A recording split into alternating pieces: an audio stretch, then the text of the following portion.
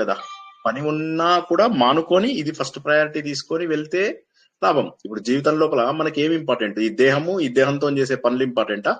చెప్పండి. ఆత్మబోధ నేర్చుకుంటున్నారు కదా అందరూ, ఈ దేహము దేహంతో చేస్తున్న పనులు ఇంపార్టెంట్ అంటారా? ఎవరైనా జవాబు చెప్పండి. ఆత్మసుఖము వీడిని ఆట కొరకు సార్. అదే, కానీ అంటే దాని మీనింగ్ ఏంటంటే అది తెలిసి, అంటే దాని మీనింగ్ చెప్పండి మీరు ఒక్కసారి. నా సొంత సుఖాలను విడుచుకొని దేవుడి ఆటలో పాల్గొన్నాను, ఇంకా చాలు నాకు, నీ పాదాలను ఆశ్రయిస్తున్నాను అని కదా సార్? కాదు కాదు, ఇప్పుడు మీరు అన్నదానికి దానికి పొంతన కుదరలేదేమో అనిపించింది నాకు. నేనేమన్నానంటే ఇంట్లో పనుల కోసం అని చెప్పి, అదే సార్, సొంత పనుల కోసము అని కాకుండా దీని కోసము. ఆత్మసుఖం అంటే అదే కదా సార్, మన సొంత పనులు. సార్ అడిగిన క్వశ్చన్ వేరు మేడం. మీకు అర్థం కాలేదు, నేను మళ్ళీ ఒకసారి చెప్తాను, ఆగండి. నేనేమన్నానంటే మన సొంత పనులు ఉన్నప్పుడు ఏమైపోతుందంటే, ఇప్పుడు చాలా మంది, ఇప్పుడు మన షణ్ముఖ శర్మ గారు వాళ్ళైతే పెద్ద ప్రవచనకర్తలు కదా, అక్కడికి కూడా వెళ్లే వాళ్ళు నేను రాలేదు ఏంటి అంటే, మా కోడలు ఊరి నుంచి వచ్చింది, మా కొడుకు సినిమాకి తీసుకెళ్లాడు అని చెప్తుంటే ఆయన బాధపడేవారు. ఎందుకంటే ఇప్పుడు పనులు లేకపోతే ఇది వచ్చేదా? ఇప్పుడు మనం నేర్చుకుంటున్నామేమో ఆత్మబోధకు సంబంధించినటువంటి అద్భుతమైనటువంటి అమృత గుళికలు, కానీ మనం చేస్తున్నది ఏంటంటే మన ఫ్యామిలీకి, మన భౌతిక సుఖాలకు మనం ఎక్కువ ప్రాధాన్యత ఇస్తున్నప్పుడు ఇవి పట్టుకొని వెళ్తామా వచ్చే జన్మకు? ఆలోచించండి. మీ పిల్లల్ని పట్టుకొని వెళ్తారా? మీ మనవళ్ళని పట్టుకొని వెళ్తారా? మీ భర్తలను పట్టుకొని వెళ్తారా? మీ స్నేహితులను పట్టుకొని వెళ్తారా? లేకపోతే మీ బంధువులను పట్టుకొని వెళ్తారా? లేకపోతే మీరు ఆలయాలలో చేసిన పిచ్చి డాన్సులు, పిచ్చి పాటలు, పిచ్చి పారాయణల ద్వారా వెళ్తారా? అవి రూపాయి కూడా మీకు విలువనివ్వవు. ఈ మాట ఒప్పుకోరు కదా మీరు? ఈ మాట అంటే మనం ఇప్పుడు ఆలయాలలో చేసిన పూజలు, ఒప్పుకుంటున్నాం కాబట్టి మీరు ఎన్నిసార్లు విన్నా రిమైండర్ కింద తీసుకుంటున్నాం సార్, అంతేగాని ఎందుకు ఒప్పుకోము సార్? అది truth, that is the truth. No sir, that is the truth. ఇవన్నీ మమ్మల్ని తీసుకెళ్ళుకుంటున్నాం. అదే మనము ఆత్మబోధలో మాటి మాటికి తెలుసుకుంటున్నాం. అంతరాయ తిమిరోపశాంతయే శాంత పావనమచింత్య వైభవం తం నరం బపుషి కుంజరం ముఖే మన్మహే కిమపి తుందిలం మహః వసుదేవ సుతం దేవం కంస చాణూరమర్ధనం దేవకీ పరమానందం కృష్ణౌ వందే జగద్గురుం జననీ జన్మభూమిశ్చ స్వర్గాదపి గరీయసి. మాతృదేవో భవ. భగవద్బంధువులకు, ఆత్మస్వరూపులకు, సత్యాన్వేషులకు స్వాగతం, సుస్వాగతం. జీవితం అంతా కూడా బంధాలతోటి, బాధ్యతలతోటి సరిపోతుంది. కొన్ని రోజులైన తర్వాత ఈ బంధాలు, బాధ్యతలు ఇవన్నీ కూడా ఎందుకు చేశాము? ఈ బంధాలు, బాధ్యతలు చేస్తూ పోని సంతోషంగా ఉన్నామా అంటే, ఒకరోజు సంతోషము, ఒకరోజు బాధ. నిరంతరము కావలసింది సంతోషం అన్న విషయం మనందరికీ తెలుస్తుంది. దేవుని వెళ్ళి కోరుకుంటున్నాం, దేవుడా నన్ను ఎప్పుడూ నిజంగా సంతోషంగా ఉంచు, నన్ను ఎప్పుడూ కూడా నిజంగా ఆనందంగా ఉంచు, నాకు ఏ విధమైనటువంటి ఇబ్బందులు కలగకుండా చెయ్యి అని చెప్పేసి భగవంతుడిని ప్రార్థిస్తూ ఉన్నాం. ఎప్పుడూ ఆనందంగా ఉండాలి అనుకుంటున్నాం. అయితే ఈ ఆనందాన్ని మనం ఏం చేస్తున్నామంటే, మన పిల్లల ప్రగతి కోసమో, మన బంధువుల ప్రగతి కోసమో, మన స్నేహితుల ప్రగతి కోసమో, మన మనవరాళ్ళ ప్రగతి కోసమో, వీరి ప్రగతిలో ఆనందాన్ని వెతుక్కుంటున్నాం. కానీ నువ్వే సచ్చిదానంద స్వరూపుడవు, నువ్వే ఆనంద స్వరూపుడు. అయితే నువ్వు ఎంతగానో కోరుకున్నటువంటి మనవరాళ్ళు నిన్ను పట్టించుకోకపోవచ్చు కూడాను. వాళ్ళు ప్రాణంగా పెరుగుతావు, వాళ్ళకి చిన్న గాయం తగిలినప్పటికీ కూడా, ఎవరు కొట్టేది? నితీష్ రెడ్డి. సో మనకు చిన్న పిల్లలకు, మన పిల్లలకి, మన మనవళ్ళకి, మన మనవరాళ్ళకి ఎన్ని చిన్న చిన్న దెబ్బలు తగిలినా మనం గిలగిల ఆడిపోతాం. కానీ మనం చనిపోయినా కూడా మన మనవళ్ళు, మన మనవరాళ్ళు మనల్ని పట్టించుకోకపోవచ్చు. పట్టించుకున్నాం మొదటి 10 రోజులు, ఆ తర్వాత అయిపోయింది. మళ్ళీ పాడ మీద ఎక్కిస్తారు, శ్మశానంలో తీసుకెళ్లిపోతారు. అక్కడ కూడా కబుర్లు చెప్తారు, శ్మశానంలో కూడా కబుర్లు చెప్పే వాళ్ళని నేను చూశాను చాలాసార్లు.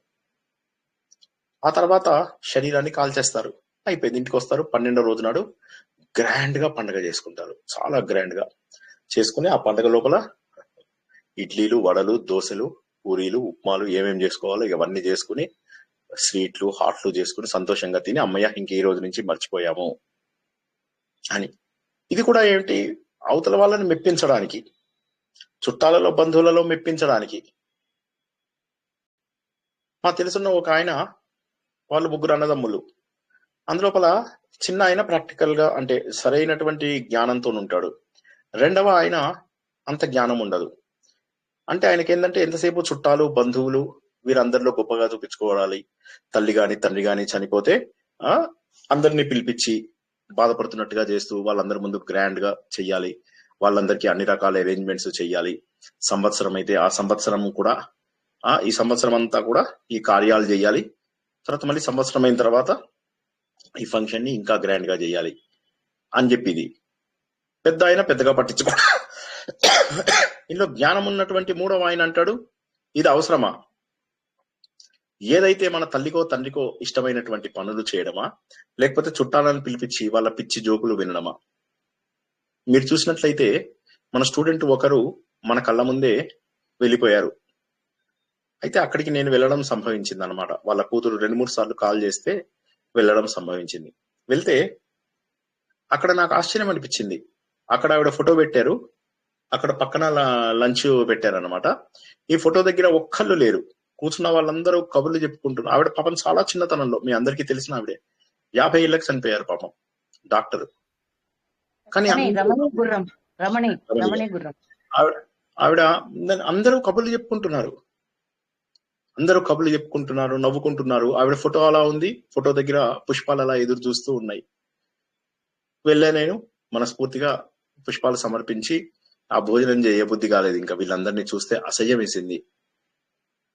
మనుషులలో ఎంతసేపు కూడా సమాజంతో సంబంధించినవి, మన పనులు ముఖ్యము అనుకునేటటువంటివి వచ్చేసాయి. ఇది కాక పర్వాలేదులే, ఎంతో కొంత చేసా కదా, ఇప్పుడు ఏదో పారాయణ చేశాను, ఒక ఆలయానికి వెళ్ళాను, పారాయణ చేశాను, ఇంకో చోటుకి వెళ్ళాను. ఇప్పుడు కొంతమంది పాట్లక్ చేసుకుంటారు. ఈ పాట్లక్ కూడా ఏంటి, అందరూ ఒక్కొక్కళ్ళు ఒక్కొక్క వస్తువు తెచ్చుకుంటారు అనమాట.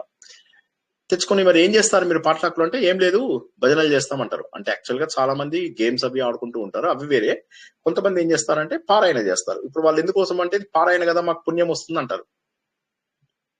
దానికి ఆయన ఏమంటాడు శంకరాచార్య, అవిరోధితయా కర్మ న అవిద్యాం వినివర్తయేత్, విద్యా అవిద్యాం నిహంత్యేన తేజస్తిమిర సంగవత్.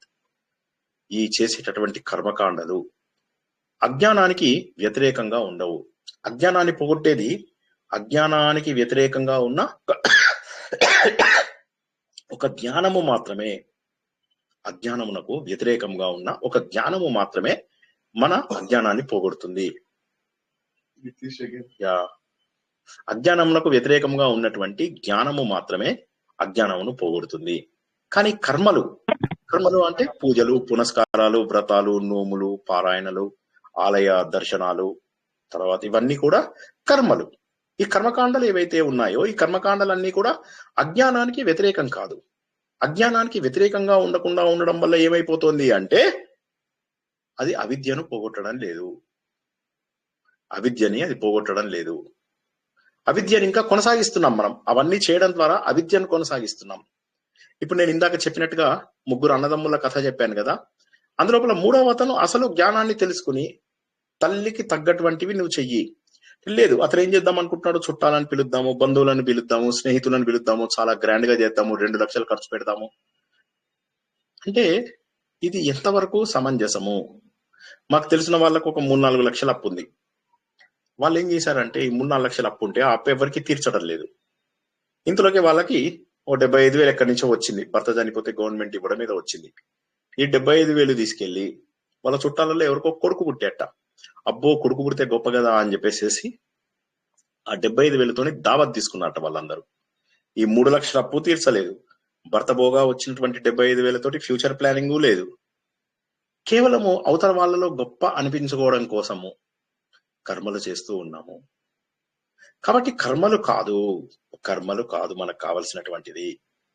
మనకు కావలసినటువంటిది ఏంటి అంటే, మనకు ఆత్మ స్వయం ప్రకాశంగా ఉంటుంది. అది నాకు తెలియడం లేదు. 40 ఏళ్లుగా తెలుస్తోందా ఆత్మ జ్ఞానము? తెలియడం లేదు. అంటే 40 ఏళ్లుగా చేస్తున్నటువంటి పని కరెక్టా? ఒక్కసారి అందరూ కూడా ఆలోచించాల్సింది ఏంటంటే, నేను 40 ఏళ్లుగా చేస్తున్నటువంటి పని నా లోపల అజ్ఞానాన్ని పోగొట్టిందా? ఇంతవరకు ఒక్కరైనా ఆలోచించారా అండి? నేను ఈ ప్రశ్న అడుగుతుంటే ఇప్పుడు 40 ఏళ్ళుగా 30 ఏళ్ళుగా పారాయణాలు చేస్తున్నాం, నోములు చేస్తున్నాం, వ్రతం చేస్తున్నాం. ఈ రోజుకైనా కూడా అజ్ఞానం పూర్తిగా పోయింది అని అనిపిస్తుందా ఎవరికైనా? లేదు ఈ సార్. రోజు ఆలోచించాను సార్. లేదు సార్, లేదు. ఈ రోజు ఆలోచించి దేవుని ముందు చాలా చాలా మటుకు రాసుకుంటూ ఏడ్చాను ఇంకా సార్. ఇంకా ఉంది, ఇంకా చాలా పోవాలి, చాలా పోవాలి. సో కాబట్టి ఏమైతుందంటే ఈ కర్మకాండలు అనేటటువంటివి అవి పోగొట్టలేవు, కర్మకాండలు పోగొట్టలేవు. కాబట్టి ఏం చేయాలి మరి అంటే మన హృదయంలో ప్రశాంతత రావాలి. ఈ ప్రశాంతత కలిగి కోరికలు లేకుండా ఈ కోరికల్ని ముందు తగ్గించుకోవాలి. నాకు ఇంకా ఈ పనులున్నాయి, ఆ పనులున్నాయి, అవి ఉన్నాయి, ఇవి ఉన్నాయి, లైఫ్ లోపల పిల్లల్ని పెంచాలి, వీళ్ళని పెంచాలి, వాళ్ళని పెంచాలి, ఇవి చేసుకోవాలి, అవి ఇవన్నీ ఉన్నప్పుడు రేపు పొద్దున్న మనం ఉండకపోతే, మాకు తెలిసిన ఒక ఆవిడ మనవరాలు పెళ్లి కోసం ఎంతగా కష్టపడిందో నాకు తెలుసు. మనవరాలు అందంగానే ఉంటుంది, బోల్డ్ అంతా కట్నం ఇవ్వడానికి సిద్ధంగా ఉన్నారు, చదువుకున్న అమ్మాయి. నేను చూసిన అమ్మాయిలలో చాలా, అంటే నేను చూడలేదు, నాకంటే పెద్ద ఆవిడ, చాలా పెద్ద ఆవిడ.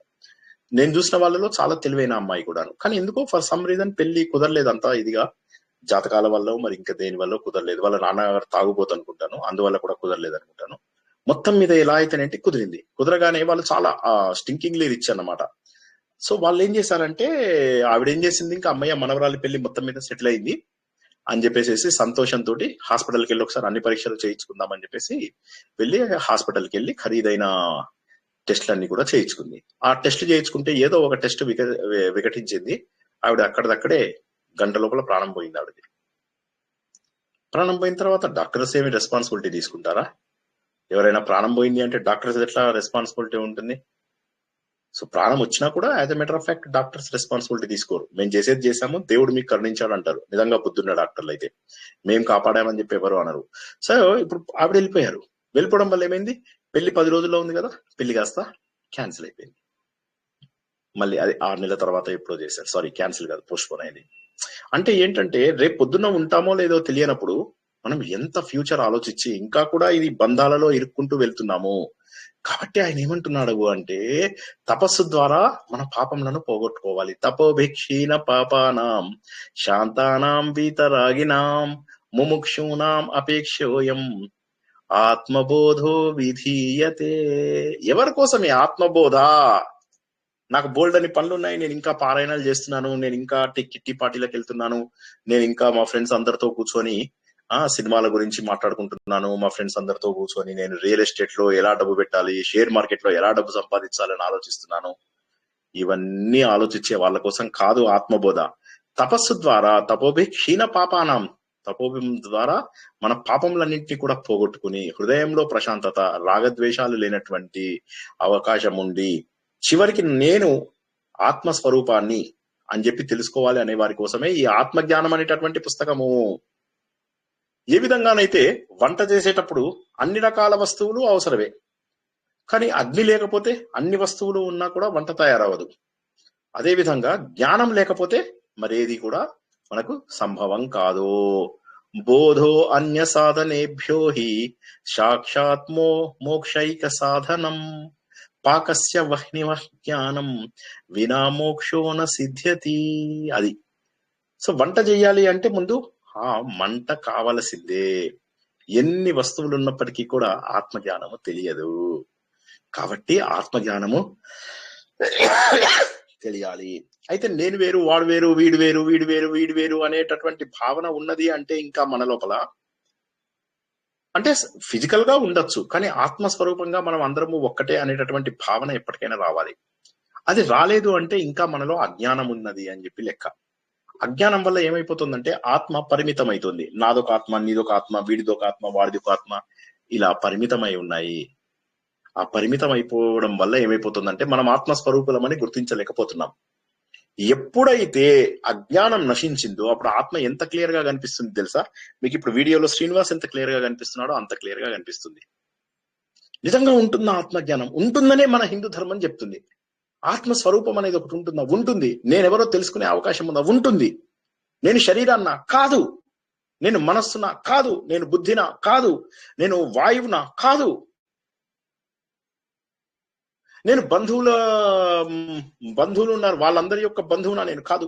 నా మిత్రులందరూ ఉన్నారు, నా మిత్రులందరి మిత్రున్నా? నేను కాదు. వాళ్ళందరూ లేక ముందు కూడా నువ్వు ఉన్నావు. నేను ఫలానా తల్లి యొక్క కుమారుడినా? కాదు, ఆ తల్లికి పుట్ట ముందు కూడా నువ్వు ఉన్నావు. ఫలానా తండ్రి యొక్క కణముల ద్వారా నేను పుట్టానా?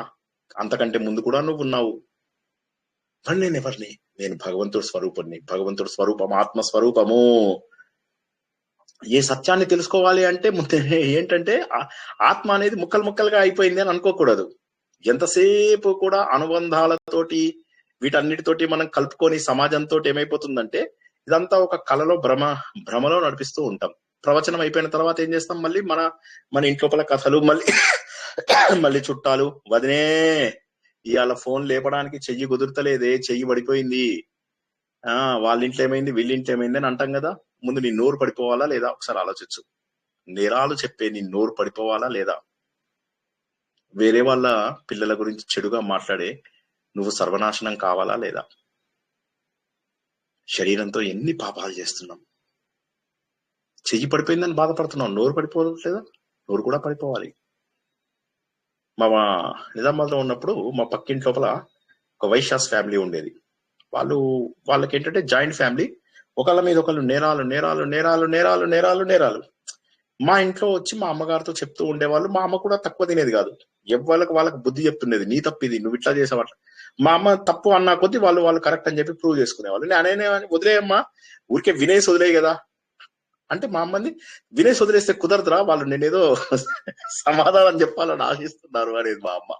నేను నీ తెలివితేటలు వీళ్ళ మీద కాదు, వీళ్ళకి ఏదో నేరాలు వినడానికి ఒక వ్యక్తి కావాలంతే అనగానే సరే మా అమ్మకి అర్థం కాలేదు. ఎంత చెప్పినా మా అమ్మకి అర్థం కాలేదు. సరే ఇంతలోకి ఏమైంది, మా పక్కింటి ఆవిడ ఓ రోజు ఇలాగే నేరాలు చెప్తూ మీకేంటి లేండి, మా అమ్మతో చెప్తున్నాను, మీకేంటి వదిన గారు, మీరు వాళ్ళకే సపోర్ట్ అనేది అంది. మా అమ్మ షాక్ అయింది. సపోర్ట్ ఏమిటి? మీరు మాట్లాడేవి చెప్తుంటే మీరు చెప్పేవి వింటున్నాను, వాళ్ళు మాట్లాడేవి చెప్తే వాళ్ళు చెప్పేవి వింటున్నాను, మీరు చుట్టాలు కాదు నాకు, వాళ్ళు చుట్టాలు కాదు, చెప్పేది సలహా ఇస్తున్నాను, ఆ వినను కూడా వినద్దని చెప్పాలంటే లేదు వినండి అని చెప్పేసి ఆవిడ బతిమలాడుకుంది మా అమ్మని. నేను మాట్లాడుతూ ఉంటాను వినండి అని చెప్పేసేసి. టీవీ సీరియల్ 2.5 Men అని చెప్పి ఎవరైనా చూసారో లేదో నాకు తెలియదు. అమెరికాలో చాలా పాపులర్ అయినటువంటి కామెడీ సీరియల్ అన్నమాట. అందులోపల వాడు ఒకటి గుర్తిస్తాడు, ఏమనంటే అవతల వాడు ఏం చెప్పినా కూడా ఎస్ ఐ అండర్స్టాండ్ అని చెప్తే చాలట, ప్రాబ్లం సాల్వ్ అయిపోతాయిట. అంటే వాళ్ళ ఫ్రెండ్ అంటే వాళ్ళ అన్న ఉంటాడు, అంటే వాడు అన్న డైవోర్సీ, వీడు పెళ్లి చేసుకోవడం ఇష్టం ఉండదు, వాడు అన్నకు ఒక కొడుకుంటాడు అనమాట. సో ముగ్గురు ఉంటారు, అందుకే 2.5 Men అని చెప్పేసి ఆ సీరియల్ పేరు. ముగ్గురు కూర్చుని కబుర్లు. వీళ్ళు పిల్లాడేమో తొందరగా ఎదిగిపోతుంటాడు. వీళ్ళిద్దరు, ఒకటి పెళ్ళైన బ్యాచులర్, ఒకటి పెళ్లి కాని బ్యాచులర్. సో వాడు చాలా తొందరగా ఎదుగుతూ ఉంటాడు. వాడు కూడా వీళ్ళ మాటల్లో పార్టిసిపేట్ చేస్తూ ఉంటాడు అనమాట. అయితే వీడు చెప్తుంటాడు, ఈ రెండో వాడు తమ్ముడు చెప్తూ ఉంటాడు, అరే అన్న నేను ఒకటి గుర్తుపట్టే అన్న అంటాడు. ఏంటి అంటే అవతల వాడు ఏం చెప్పినా ఐ అండర్స్టాండ్ అంటే చాలు అని. నిజంగానా అంటే వాళ్ళ మాటలు వినవా అంటే ఏం వినరు అంటాడు. వాడు ఏం చెప్పినా వినమంటే ఏం చెప్పినా వినరు. వాడు ఏదో చెప్తుంటాడు, మరి ఏం చేస్తావు అంతా అయిపోయాక ఐ అండర్స్టాండ్ అని అనగానే వాడు ఒప్పుకోడు అనమాట. అలా ఎలా ఊరుకుంటారు జనాలు అని. ఇంతలోకే రెండో వాడి గర్ల్ ఫ్రెండ్ వస్తుంది. ఆమె తనకున్న ప్రాబ్లమ్స్ అన్ని వీడికి చెప్తూ ఉంటుంది అనమాట. చెప్తుంటే అన్ని వింటాడు వాడు. వినేసి ఒక 4-5 సార్లు I understand, yes I understand అంతా చెప్పాక ఆమె వీడిని ఎంత ఆనందంగా దగ్గర తీసుకొని నాకు తెలుసు నువ్వు ఒక్కడివే అర్థం చేసుకుంటావని అని చెప్పేసి అక్కడి నుంచి వెళ్ళిపోతుంది అనమాట. ఐ అండర్స్టాండ్ అంటే చాలు. ఎవరి మాటలన్నా మీరు వినాల్సి వస్తే జస్ట్ ఐ అండర్స్టాండ్ అంటే చాలు కదా. ఎందుకు జనాల పైన నేరాలు చెప్తూ చాడీలు చెప్తూ జీవితం అంతా నాశనం చేసుకోవడం? ఎందుకు ఈ బంధాలు, వీళ్ళు చుట్టాలలో వాళ్ళలో వీళ్ళలో గొడవలు రాని చాడీలు చెప్పుకోనటువంటి సమయం ఉండదు కదా. కాబట్టి ఈ స్వప్నం అనేటటువంటిది ఏదైతే ఉందో అందులో మంత్రం బాగా పనిచేస్తుంది సార్. ఐ అండర్స్టాండ్ అన్న మంత్రం బాగా పనిచేస్తుంది, చాలా బాగా పనిచేస్తుంది. అది నేను షేర్ చేస్తాను. ఎంపతి చూపించినట్టు ఉంటది. You can win over also. Yes you can win over easily. So అయితే సార్ ఏమర్థమైందో చెప్పండి అని శ్రీనివాస్ సార్ లాగా అడుగుతారు కదా సార్, అడగరా? అది శ్రీనివాస్ సార్ ఆత్మబోధన కాబట్టి అడుగుతారు, మిగతా అడగారు ఎవ్వరు. నీకు తెలుసా అది ఇట్లా చేసింది అట్లా చేసి అవునా అంటే చాలు. పెద్ద మనం ఎక్కువ ఇన్వాల్వ్ అవ్వక్కర్లేదు. అంటే ఏమవుతుందంటే విన్నారనుకోండి, ఆ వింటే కూడా పాపం వస్తుంది. నన్ను నమ్మండి, మీరు నమ్మకపోతే ఇంకా ఎవరికి, నేను ఒక మాట చెప్తున్నా, ఎవరు అనుభవించేది వాళ్ళు అనుభవించాలి. నేను మీరందరూ సంతోషంగా ఉండాలని నా ప్రవచనాలలో మూలం ఏంటంటే అందరూ ఆనందంగా ఉండాలని చెప్తున్నా. ఒకసారి ఆ ప్రపంచంలోంచి ఈ ప్రపంచంలోకి వచ్చి చూడండి ఒక రోజు. నేను దేని మీద ప్రమాణం చేయమంటే దాని మీద ప్రమాణం చేసి చెప్తున్నాను, నన్ను నమ్మండి. ఒక్కసారి ఆ ప్రపంచం నుంచి ప్రపంచంలోకి వచ్చి చూడండి, నన్ను నమ్మండి, నిజంగా నన్ను నమ్మండి. మీ వల్ల నాకు ఏ లాభము లేదు, ఏమీ అవసరము లేదు, నాకు నేను ఏమీ ఆశించి చెప్పడం లేదు. బట్ జస్ట్ నన్ను నమ్మండి, దేని మీదైనా ప్రమాణం చేయమంటే చేస్తాను. కానీ ఈ మార్గం నుంచి నేను అన్న మార్గానికి వచ్చి చూడండి, మీరు ఎప్పటికంటే ఆనందంగా ఉంటారా లేదా నేను ఛాలెంజ్ కడతాను, నేను ఛాలెంజ్ రాసిస్తాను కావాలంటే. ఆ ప్రపంచం నుంచి వచ్చిన వాళ్ళే కదా నేను కూడా. ఆల్రెడీ ప్రాక్టీస్ చేస్తున్నాం sir. Lot of difference is there sir. It is my personal experience. చాలా హ్యాపీగా ఉంది. అంటే ఐఎమ్ నాట్ సేయింగ్ 100% అచీవ్ అయ్యానని చెప్పట్లేదు, బట్ అట్లీస్ట్ నాకు అనిపిస్తుంది 80% I have achieved. Peace of mind ఉన్నది, ఏ గొడవ లేదు, హ్యాపీగా ఉంది. హ్యాపీ. అది కాక ఏమవుతుంది తెలుసా, ఈ కల్మష ప్రపంచానికి ఆయన ఏమంటున్నాడు ఇప్పుడు ఈ శ్లోకంది, ఒక్క నిమిషం ఈ శ్లోకంది నేను ఒక్క నిమిషం మళ్ళీ నేను చూసుకోవాలి ఆ శ్లోకం. నేను ఆయన శ్లోకంలో ఏమంటున్నానంటే ఇవన్నీ కూడా అది కొనసాగుతున్నంత వరకు కూడా అది వాస్తవమే అనిపిస్తూ ఉంటుంది. కానీ ఒకసారి కనుక మనం మేల్కొన్నామంటే అప్పుడు అర్థమవుతుంది అదంతా ఎంత గలీజ్ అని చెప్పి. కళ్ళు తెరవాలని చెప్పి చెప్తున్నాడు శంకరాచార్య క్లియర్ గా. 6వ శ్లోకంలో ఉన్నాను అనమాట. నేను ఇప్పుడు అన్ని రివిజన్ చేస్తున్నా ఒకసారి, ఎందుకంటే చాలా రోజులు అయింది కదా. కాబట్టి ఆయన ఏమంటున్నానంటే ఒక్కసారి కళ్ళు తెరవండి, మీకు తెలుస్తుంది. నిజమైనటువంటి జ్ఞానం ఉదయించినప్పుడు ఈ గలీజ్ పనులన్నీ కూడా అవాస్తవం అని చెప్పి తెలిసిపోతాయి. ఈ ప్రపంచం అంతటికీ కూడా 7వ శ్లోకం, ఈ ప్రపంచం అంతటికీ కూడా మూలమైనటువంటి ఆ పరబ్రహ్మని సొంతం చేసుకోవాలని లేదా, ఆయనని గనక సాకారం చేసుకోవాలని లేదా, ఒక్కసారి సాకారం చేసుకోండి, ఒక్క క్షణము చేసుకోండి. చేసుకుంటే ఈ ప్రపంచం అప్పుడు మీకు ఎంత అంటే భగవంతుడు ఎంత సత్యంగా కనిపిస్తాడో తెలుసా, అంత సత్యంగా కనిపిస్తాడు. మనం ఏం చేస్తున్నామంటే సముద్రం లోపల ఆల్చిప్పలను చూసి ఇది వెండి అని చెప్పి అందరం పరిగెడుతున్నాం. చాలా తప్పు. భగవంతుణ్ణి గుర్తించండి. ఏ నీళ్ళలో అయితే అలలు వస్తున్నాయో, ఏ నీళ్ళలో అయితే బుడగలు వస్తున్నాయో, ఇవన్నీ నీళ్ళల్లోనే పుట్టి నీళ్ళలోనే ఉండి నీళ్ళలోనే నశించిపోతున్నాయి. అదే విధంగా మనం అంతా ఉన్నటువంటిది పరబ్రహ్మలోనే, ఆయన యొక్క అంశాలుగానే ఉన్నాము. కాబట్టి ఆ సత్యాన్ని గుర్తించండి. ఆత్మబోధలో ప్రతిదీ కూడా అమృత గుళిక. ఇంతకంటే సులభంగా అర్థం చేయించడం ఇంకా దాదాపు అసంభవం. ప్రపంచంలో ఎన్నో ఆభరణాలు ఉన్నాయి. ఆ ఆభరణాలన్నిటిలో ఉన్నటువంటిది కామన్ పాయింట్ బంగారం. అదే విధంగా మనందరము శరీరాలతో కనిపిస్తున్నాం. కానీ ఆలోచించినట్లయితే మనందరిలో కూడా ఉన్నటువంటిది సర్వవ్యాప్త విష్ణువు. అందుకే విష్ణు సహస్రనామాన్ని క్విజ్ మనం పెట్టుకున్నాం. ఎందుకు పెట్టుకున్నాం? ఒక లవంగా మొగ్గ నోట్లో పెట్టుకోండి, దగ్గు రాదండి. అది కంట్రోల్లో ఉంటే మీకు అది కొంచెం గొంతు నొప్పి అవన్నీ తగ్గుతాయి. నోట్లో అలా ఉండాలి, అది సైడ్ కి అలాగా ఉంటే కొంచెం బాగుంటది. దగ్గు మిమ్మల్ని దగ్గుని కంట్రోల్ చేస్తుంది అంతే. కొన్ని రోజులు వాడితే తగ్గిపోతుంది. ఓకే ఓకే ఆగండి. ఆత్మలోంచి మనం లౌకికంలోకి వస్తున్నాం. మన శరీరంకి ఏమైనా సరే ఆత్మ ఆనందంగా ఉండాలి. కాబట్టి ఈ ప్రపంచంలో ఉన్నటువంటి ఆకాశం ఏదైతే ఉందో, ఈ ఆకాశం అనేటటువంటిది అనేక రకాల వాటితోటి అనుబంధం ఉండడం వల్ల డిఫరెంట్ గా కనిపిస్తూ ఉంటుంది ఆకాశం. కానీ ఒకసారి గనక అన్ని పరిమితులు గనక తొలగిపోయినట్లయితే ఒకటిలాగానే కనిపిస్తుంది. ఇక్కడ ఒక మబ్బు, అక్కడ ఒక మబ్బు, ఆకాశం ఈ కలర్ ఉంది, ఆ కలర్ ఉంది, ఎర్ర కలర్ ఉంది, నల్ల కలర్ ఏమీ లేదు. ఒకసారి ఈ పరిమితులన్నీ తొలగిస్తే సత్యం తెలుస్తుంది. ఈ ఉపాధులు, ఇవాళ నేను మనిషి జన్మ ఉన్నాను, రేపు కుక్క జన్మ, తర్వాత వచ్చేటటువంటిది ఎలాంటి జన్మ వస్తుందో తెలియదు.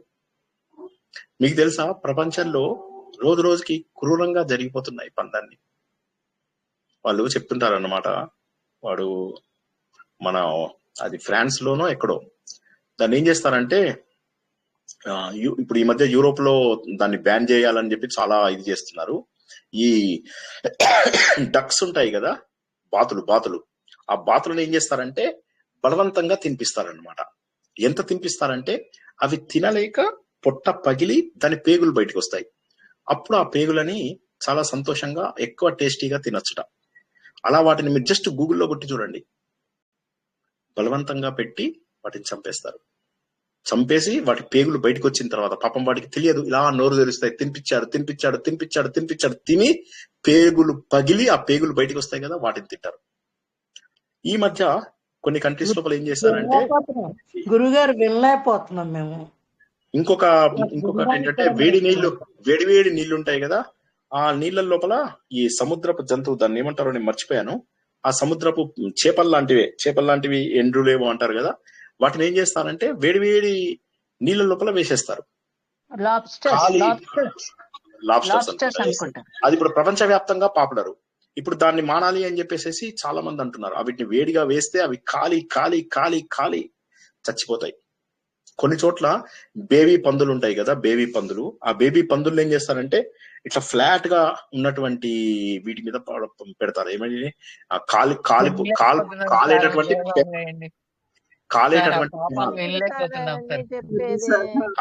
వినాలి. ఇది వింటే ఎప్పటికీ ఎప్పటికి వస్తుంది విరక్తి ఎప్పటికి వస్తుంది.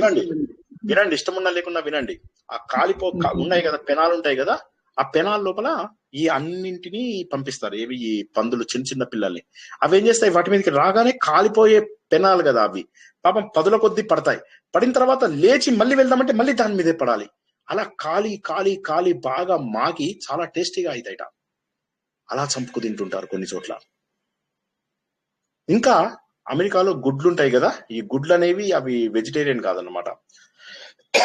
దాన్ని ఏం చేస్తారంటే ఆ గుడ్లని ముందు ఆడ చికెన్స్, మగ చికెన్స్ ని కన్వేయర్ బెల్ట్స్ మీద పెడితే చిన్న బేబీ చికెన్స్ ఉంటాయి కదా, వాటిని పెడితే అవి ఏమవుతాయి, ఇప్పుడు మన ఇండియాలో ఏం చేస్తారంటే హార్మోన్లు ఇస్తారు, అవి గుడ్లు ఇస్తాయి, హార్మోన్లతో గుడ్లు ఇస్తాయి. వాటిని హ్యాచ్ చేయాల్సిన అవసరం ఉండదు. ఆ గుడ్లని తింటారు వెజిటేరియన్. నేను ఎప్పుడు తినలేదు గుడ్డు, సో ఆ గుడ్లు తినొచ్చా, ఓకే, అది ఇండియాలో ఇది. బట్ అమెరికా లాంటి కంట్రీస్ లో, ఫారిన్ కంట్రీస్ లో ఏం చేస్తారంటే ప్రాపర్ దీంట్లోనే హ్యాచ్ చేసినటువంటి వాటి నుంచే పిల్లలు పుడతాయి కదా, ఆ పిల్లలు పుట్టిన వాటి లోపల ఒక కన్వేయర్ బెల్ట్ నుంచి ఇలా వెళ్తుంటాయి. ఎంత బేబీగా ముద్దుగా టాయ్స్ లాగా ఉంటాయి. వాటి నుంచి ఆ కన్వేయర్ బెల్ట్ నుంచి వెళ్తుంటే మగవి ఆడవి సెపరేట్ అయిపోతాయి. ఈ ఆడ చిన్న ఇవి ఉంటాయి కదా, వాటినేమో పక్కకి తీస్తారు. మగ వాటిని ఏం చేస్తారంటే వాటిని డైరెక్ట్ గా గ్రైండర్ లో వేస్తారు. బతుకున్న వాటిని గ్రైండర్ లో వేస్తారు. వేసి ముక్కలు అయిపోయి నానా ఇది అయిపోయిన తర్వాత వాటన్నింటినీ తీసి దీనికి తినిపిస్తారు. దేనికి తినిపిస్తారు? ఈ ఆడ చిన్న కోడిగుడ్లు ఉన్నాయి, కోడి పిల్లలు ఉన్నాయి కదా, వాటికి తినిపిస్తారు. తినిపించి అట్లా మొత్తం మీద వాటి నుంచి గుడ్లు తెస్తారు. అది కూడా ఏంటి, ఒక అతి చిన్న పంజరంలో పెడతారు. ఎదిగినా కూడా పంజరాన్ని దాటి వెళ్ళలేవన్నమాట. అవి గుడ్లు పెడతాయి, కిందికి గుడ్లు వచ్చేస్తాయి, వాటిని వీళ్ళు పట్టుకెళ్ళిపోతూ ఉంటారు. అత్యంత క్రూరంగా చచ్చిపోవడానికే పుడుతూ ఉంటాయి. ఇక దోమలు కనిపిస్తే శ్రీనివాస్ స్టూడెంట్స్ బ్యాట్లు పట్టుకుని వీర విహారం చేస్తారు దోమల్ని చంపడానికి. ఎలా అంటే ఎలక్ట్రిక్ షాక్ ఇచ్చి చంపుతారు వాటన్నిటిని. జస్ట్ మనని ఊహించుకోండి, ఆ దోమ స్థానం లోపల మనని ఊహించుకోండి. ఇంకా మీరు మ్యాడ్ కౌ డిసీజ్ అని ఎప్పుడైనా విన్నారా? మ్యాడ్ కౌ డిసీజ్ అని విన్నారా అండి? ఎవరైనా మ్యాడ్ కౌ డిసీజ్ అని విన్నారా? ఈ మ్యాడ్ కౌ డిసీజ్ అంటే ఏంటంటే ఆవులని ఎద్దులని సెపరేట్ చేస్తారు. ఎద్దులతోటి పని లేదు, ఆవులతోటి పనులు ఉన్నాయి. కాబట్టి వాళ్ళు ఏం చేస్తారు, ఎద్దుల్ని చంపేసేసి ఆ ఎద్దుల్ని వెజిటేరియన్ అయినటువంటి ఆవులు ఆ వెజిటేరియన్ అయినటువంటి ఆవులకు బలవంతంగా, దాన్ని ఫోర్స్ ఫీడింగ్ అంటారు, బలవంతంగా తినిపిస్తారు. అలా బలవంతంగా తినిపించడం వల్ల ఏమవుతుందంటే వాటి శరీరం అంతా కూడా ఒక టైప్ ఆఫ్ రోగం లాంటిది వస్తుంది. అయితే ఇవి ఈ అమెరికాలో, వేరే దేశాలలో ఏంటంటే బీఫ్ అనేది చాలా పాపులర్. ప్రతి దాంట్లో బీఫ్ ఉంటుంది. మన నూడిల్స్ లో కూడా బీఫ్ ఉంటుంది అమెరికాలో. సో ప్రతి దాంట్లో అమెరికాకు వెళ్ళిన వాడు ఏదో ఒక రూపంలో బీఫ్ తినకుండా, ఆవు మాంసం తినకుండా ఉండడం అసంభవం. ప్రతి దాంట్లో బీఫ్ ఉంటుంది. అయితే ఆ బీఫ్ది ఏదైతే ఉంటుందో వాటికి ఈ బలవంతంగా ఈ ఎద్దుల్ని చంపేసి వాటిని ముక్కలుగా నరికి ఆ మాంసాన్ని అతి బలవంతంగా, క్రూరంగా ఈ ఆవులకు తినిపిస్తే ఈ ఆవులు అవి దారుణమైనటువంటి ఇదిగా అన్నమాట, పిచ్చెక్కుతుంది వాటికి. ఎందుకంటే శరీరము ప్రాసెస్ చెయ్యదు మాంసాహారాన్ని. మనుషులు ఒక్కళ్ళే మాంసాహారాన్ని, శాకాహారాన్ని ప్రాసెస్ చేసుకునేది. ప్రపంచంలో శాకాహారులని వేరు, మాంసాహారులను వేరు భగవంతుడు సృష్టించాడు. కానీ మనం ఏం చేస్తున్నాం, మన స్వార్థం కోసం అలా చేస్తున్నాం. చేసేసరికి ఏమైతుంది తెలుసా, వాటి శరీరంలో ఒక రకమైనటువంటి మార్పు వస్తుంది. వచ్చిన తర్వాత ఆ మార్పు వచ్చిన తర్వాత ఎప్పుడైతే దాన్ని బీఫ్ గా చేస్తారో, ఆ బీఫ్ తిన్న వాళ్ళందరికీ పిచ్చెక్కినటువంటి ఒక ఇది వస్తుంది అనమాట. దాన్ని మ్యాడ్ కౌ డిసీజ్ అంటారు. గూగుల్లో కొట్టి చూడండి. ప్రపంచవ్యాప్తంగా మనం ఉన్నది 8 బిలియన్ అంటే 800 కోట్ల మంది ఉన్నాం. 800 కోట్ల మంది కోసమని ప్రతిరోజు లక్షల కోట్ల, వేల కోట్ల, లక్షల కోట్ల జంతువులను చంపేస్తున్నారు తెలుసా? లక్షల కోట్ల, వేల కోట్ల జంతువులను చంపేస్తున్నారు. వచ్చే జన్మ మనకు ఆ జంతువుల జన్మ కూడా ఉండొచ్చు. ఈ జన్మ బాగుంది కదా, పోయి వెళ్ళి డాన్సులు, పిచ్చి డాన్సులు చేస్తారు కదా, పిచ్చి పారాయణలు, పిచ్చి డాన్సులు చచ్చూరుకుంటారు. పోయి ఏదో అక్కడ అది ఉంటుంది కదా, పందుల రూపంలో వాటి రూపంలో పుడితే ఆ పెనం మీదకి ఎక్కాలి.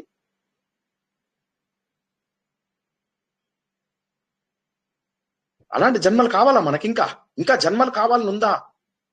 ఇంకా జన్మలు కావాలి, ఇంకా ఏదో సాధిద్దాం. ఈ జన్మ వచ్చింది అంటే ఒక అవకాశం ఇచ్చాడు దేవుడు ఆత్మ గురించి తెలుసుకోవాలి. పారాయణాలు పిచ్చి పారాయణాలు అన్నారు, ఇప్పుడు మళ్ళీ అది పోయి మళ్ళీ ఇది చెప్తున్నారు మీరు. ఏమన్నాను? సారీ, ఇప్పుడు దాకా పిచ్చి పారాయణాలు అన్నారండి, ఇప్పుడు అదే అన్నారు మళ్ళీ కదా. ఇప్పుడు ఆ పారాయణాలు చేసిన వాళ్ళందరూ మళ్ళీ ఇవి అంటున్నారు. అంటే అలా అవుతారని కాదు. అంటే నేనేమంటున్నా అంటే పుణ్యం చేసుకో, అంటే ఏదైతే తెలుసుకోవాల్సిన టైంలో తెలుసుకోకపోతే వచ్చే జన్మ ఎలా ఉంటుందో తెలుస్తుందా మనకు? పారాయణం చేసిన వాళ్ళకి పాపాలు రాకపోవచ్చు, కానీ నేనేమంటున్నానంటే వాళ్ళకు మళ్ళీ ఉన్నత జన్మ వస్తుందనే గ్యారంటీ లేదు కదా. దొరికిన ఒక్క జన్మని వృధాగా చేసుకుందామా అనేటటువంటి సత్యాన్ని శంకరాచార్య అడుగుతున్నాడు. ఈ ప్రపంచం లోపల నీరు ఏదైతే ఉందో, నీటిని రంగు, రుచి, వాసన మనము నీటికి అన్వయిస్తున్నాం, కానీ ఉన్నటువంటివి నీరు స్వచ్ఛమైనటువంటివి.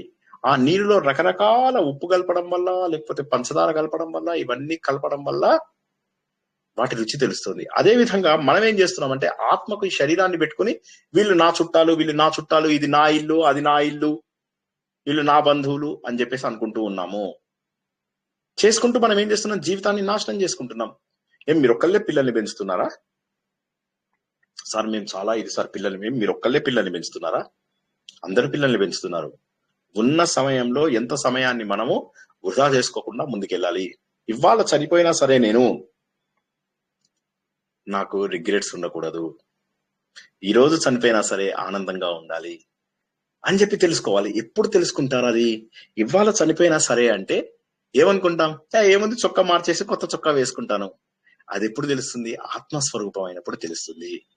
ఆ ఆత్మస్వరూపమే మనము పంచీకరణ ద్వారా 12, 13 శ్లోకాల ద్వారా మనం ఏమని తెలుసుకున్నాం? 12, 13, 14 శ్లోకాల ద్వారా పంచీకరణము, అపంచీకరణము ఇవి జరగడం వల్ల మనకు పంచభూతాల ద్వారా ఏర్పడినటువంటి శరీరం, ఈ తోలు తిత్తి, పంచ జ్ఞానేంద్రియాలు, పంచ కర్మేంద్రియాలు, పంచ ప్రాణాలు, ఇంకేమున్నాయండి, మనస్సు, బుద్ధి, చిత్తం, అహంకారం, ఇవన్నీ కూడా వచ్చాయి. ఇవన్నీ కూడా తర్వాత తయారైనవి. కానీ ఏదైతే ఆత్మ ఉందో, ఆత్మ ఎంటర్ అయ్యే వరకు కూడా నీకు ఏమీ లేదు. పంచీకరణం, అపంచీకరణం మాత్రమే అయింది. నువ్వేం చేస్తున్నావు? ఈ శరీరము, ఈ మనస్సు, బుద్ధి, వీటన్నిటి ద్వారా బాధలు అనుభవిస్తున్నావు. శరీరం ద్వారా బాధలు అనుభవిస్తామా లేదా? Yes or no? మనం శరీరం ద్వారా బాధలు అనుభవిస్తున్నామా? మనస్సు ద్వారా బాధలు అనుభవిస్తామా లేదా? శరీరము ద్వారా, మనసు ద్వారా బాధలు అనుభవించడం. అంటే ఈ శరీరం ఎందుకు వచ్చింది అంటే మనం బాధలు అనుభవించడానికి మాత్రమే వచ్చినటువంటిది. అంటే ఈ పంచ జ్ఞానేంద్రియాలు, పంచ కర్మేంద్రియాలు, పంచ ప్రాణాలు, ఇవన్నీ బాధ శరీరం కన్నా మనసుకి ఎక్కువ ఉండే బాధ. ప్రతిదానికి మనసు బాధపడుతుంటది. అదే అంటే ఇక బాధపడద్దు. ఇప్పుడు ఇంకా 50 ఏళ్ళు దాటింది అంటే మీరు బాధపడుతున్నారు అంటే ఇక మీకు ఈ జీవితంలో ఇంకా మళ్ళీ సుఖం రాదు. ఈ జీవితం కాదు, ఇక మళ్ళీ ఇంకొక కొత్త జన్మ లోపల అవన్నీ ఉన్నాయి. నేను చెప్పిన జన్మలు చాలా జన్మలు ఉన్నాయి. ఈ జన్మలు ఉన్నాయో లేదో గానీ అక్కడ చిత్రగుప్తుడు ఆల్రెడీ రెడీగా ఉన్నాడు. అరే వస్తున్నారా, ఒక బ్యాచ్ వస్తుంది అని చెప్పి.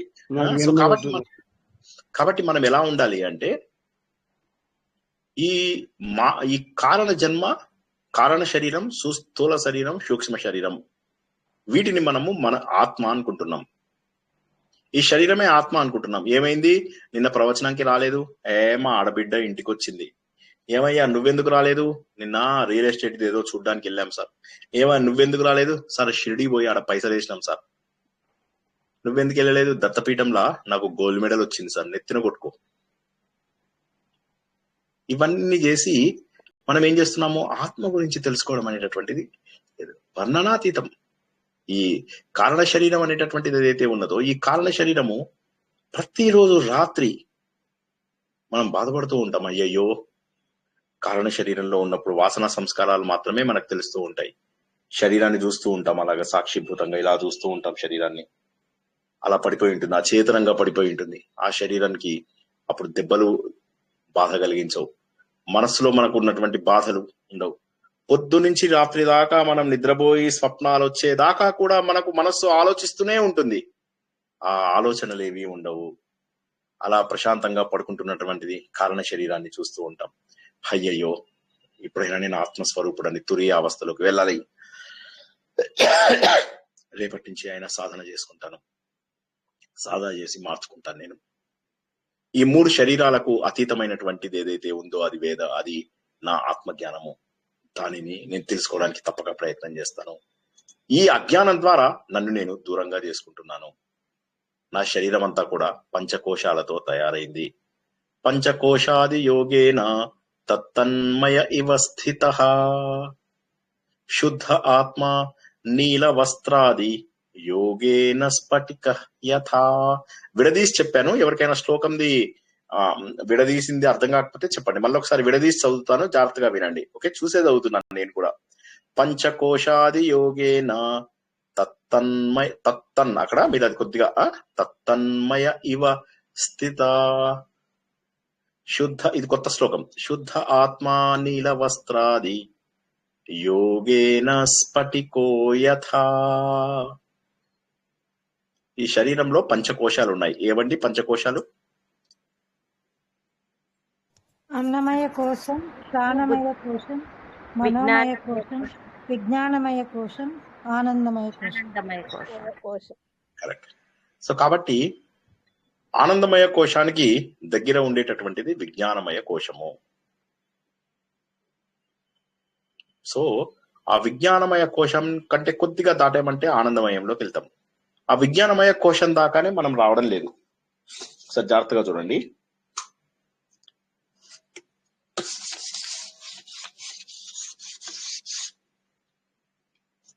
మనం ఏం చేస్తున్నామంటే ఇందులో ఉన్నాం. ఇది ఓంకారం.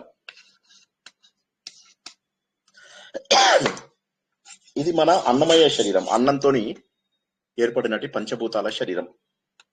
ఇది వాయువు పంచీకరణాల ద్వారా వచ్చినటువంటి 2వ లేయరు. దీన్ని ప్రాణమయ శరీరం అంటారు. ప్రాణం అంటే ఏంటండి? ఎవరైనా చెప్పండి, ప్రాణం అంటే ఏంటి? వాయు, చైతన్యం. వాయువు. ఆ వాయువుకి ఎన్ని రూపాలు ఉంటాయి చెప్పండి? రైట్, అది చాలా ఇంపార్టెంట్. అన్నమయ దాటేమంటే ప్రాణమయం. తర్వాత వచ్చేటటువంటిది 3వది మనోమయ కోశం. ఇక్కడ అందరం అయిపోతాం మనం. పంచకోశములు అనగా ఏమి? మన శరీరము కోశములు. కోశములు అంటే ఏంటి? లేయర్. లేయర్ అంటే ఏంటి?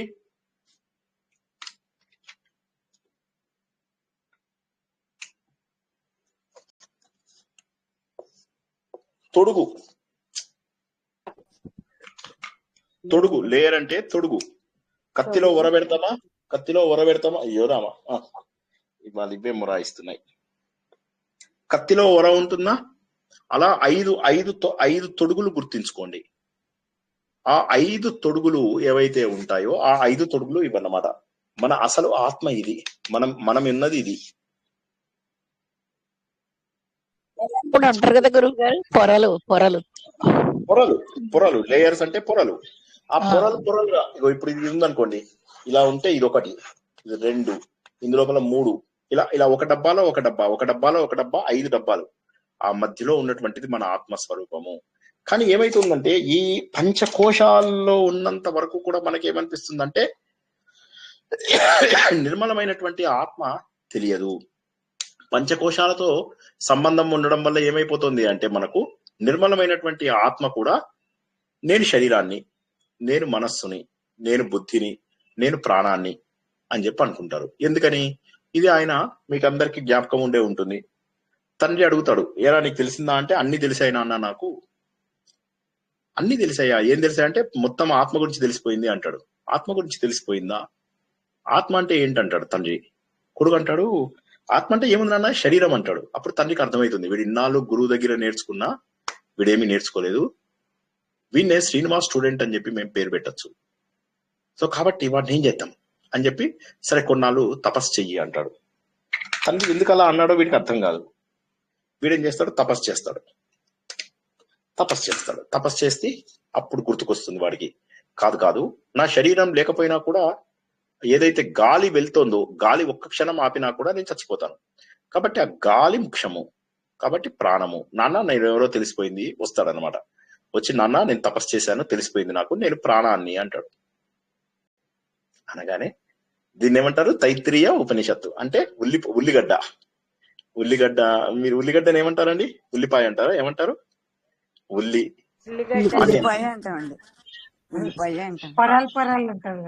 పొరలు. ఒక పొర తీసేశాడు. ఒక పొర తీసేసి నాన్న నేను అన్నమయ కోశాన్ని అని చెప్పేసి అనుకుంటాడు. అన్నాక తర్వాత కాదని వెళ్ళి తపస్సు చేసుకురా అంటాడు. తపస్సు చేసుకొస్తాడు. తపస్సు చేసుకొచ్చిన తర్వాత ఏమవుతుంది నెక్స్ట్, వాడెవరు అని అంటే అప్పుడు వాడు ఆలోచించి తపస్సు చేసి నేను గాలి లేకపోతే ఒక్క క్షణం కూడా ఉండను కదా, కాబట్టి నేను ప్రాణాన్ని, నాన్న నేను వాయువుని, ప్రాణాన్ని నేను అంటాడు. తండ్రి అంటాడు ఒక్క మెట్టు అయితే ఎదిగావు, మళ్ళీ వెళ్ళు, ఇంకోసారి తపస్సు చేసుకురాపు అంటాడు. మళ్ళీ అడవికి వెళ్తాడు. తండ్రి అలా అనేసరికి పాపం బాధపడతాడు.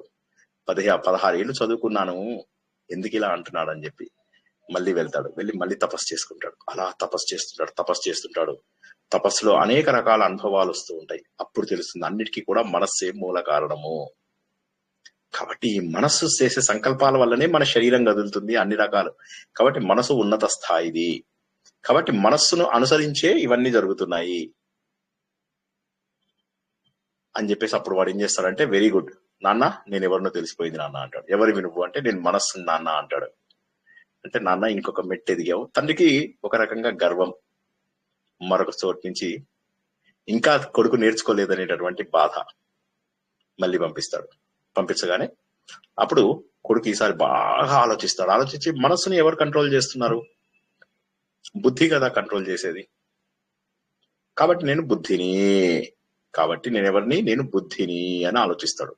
ఎందుకంటే బుద్ధి మనస్సుకు చెప్తుంది, నువ్వు నిన్న 5 లడ్డూలు తిన్నావు, ఇప్పుడు తినకు. నీకు తినాలనిపిస్తుందా అంటే అవును తినాలనిపిస్తుంది, 5 లడ్డూలు. శ్రీనివాస్ స్టూడెంట్స్ వేరే పనులలో బిజీగా ఉన్నాం, ఆయన ప్రవచనం వినాలనిపించట్లేదు అంటే తప్పు, నువ్వు ఆత్మబోధ నేర్చుకోవాలనుకుంటున్నావు, ఆయన ప్రవచనాన్ని మిస్ అవ్వకు, బుద్ధి చెప్తుంది.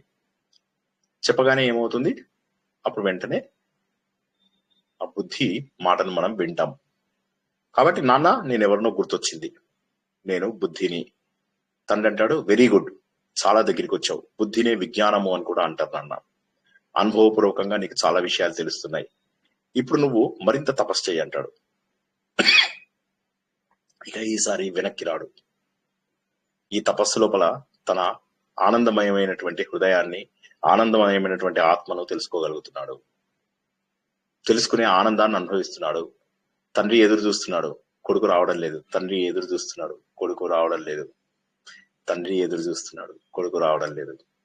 తండ్రికి అర్థమైంది, నా కొడుకుకి ఆత్మ అంటే ఏంటో తెలిసింది, తను ఎవరు అనేటటువంటిది ఏదో తెలిసింది, నేను ఎవరు అనేటటువంటి విషయం తెలిసిపోయింది. నేను ఎవరు అనేటటువంటి విషయం తెలిసింది. కానీ ఇవన్నీ ఉన్నంత వరకు కూడా నేను శరీరాన్నే అనుకుంటాను, నేను మనస్సునే అనుకుంటాను, నేను వాయువునే అనుకుంటాను, నేను బుద్ధినే అనుకుంటాను. కానీ ఇప్పుడు నాకు అర్థమైంది, పంచకోశములు ఏవైతే ఉన్నాయో వీటి యొక్క సంబంధం వల్ల నేను అవే అనుకుంటున్నాను. నేను ఒక చొక్కా వేసుకుని శ్రీనివాసుని ఎవరు అంటే తెల్ల చొక్కా అన్నాం, అనొచ్చా అండి? శ్రీనివాస్ని తెల్ల చొక్కా అనొచ్చా? హలో, లేదు సార్. ఎందుకని అక్కడ వాడు ఎవడో రౌడీ వేదం అన్నావు, ఎవడు అంటే ఒక వాడు తెల్ల చొక్కా అంటాం, అంటామా అనమా? జనరల్ టెండెన్సీ సార్, అది జనరల్ టెండెన్సీ ఐడెంటిటీ కోసం అట్లా అంటాం.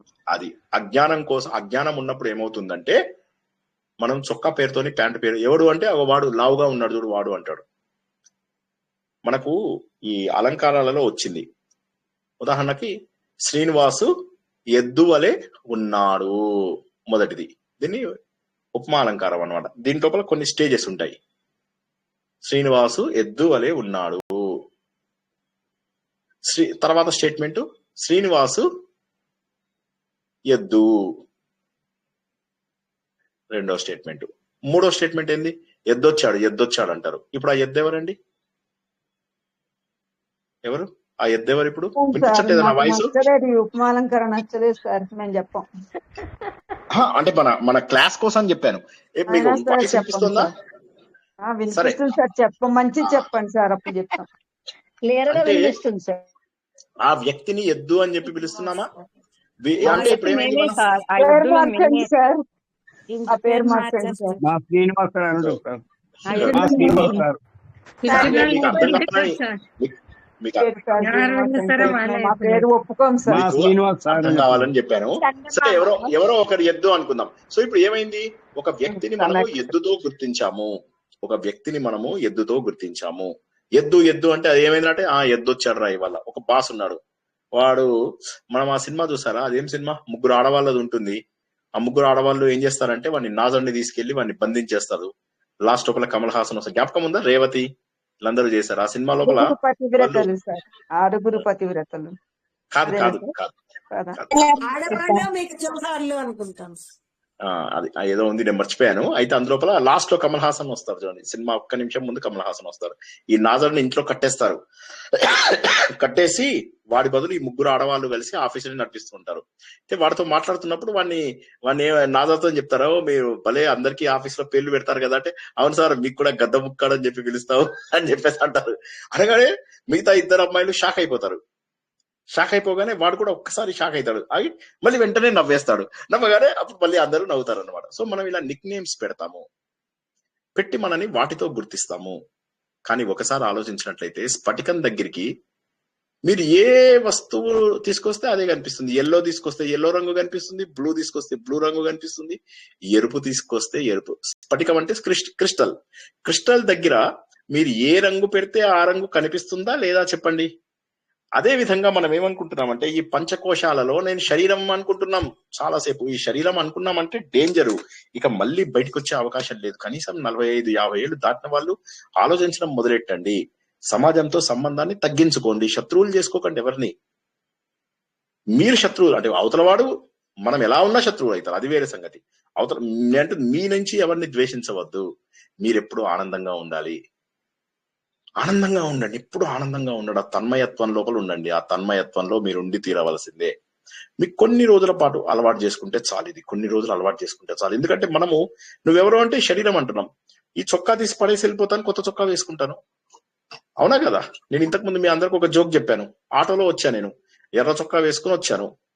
వాడు ఆటో వాడు అన్నాను ఇప్పుడే వస్తా పైసలు ఇస్తా అని చెప్పి లోపలికి వెళ్ళా. లోపలికి వచ్చి గ్రీన్ చొక్కా వేసుకుని బయటకు వచ్చా. వాడు పైసలు అడుగుతాడు. నేను ఎందుకు ఇస్తాను? నేను ఇవ్వాలా అండి పైసలు? ఎర్ర చొక్కా వాడి ఇవ్వాలా, గ్రీన్ చొక్కా వాడి ఇవ్వాలా?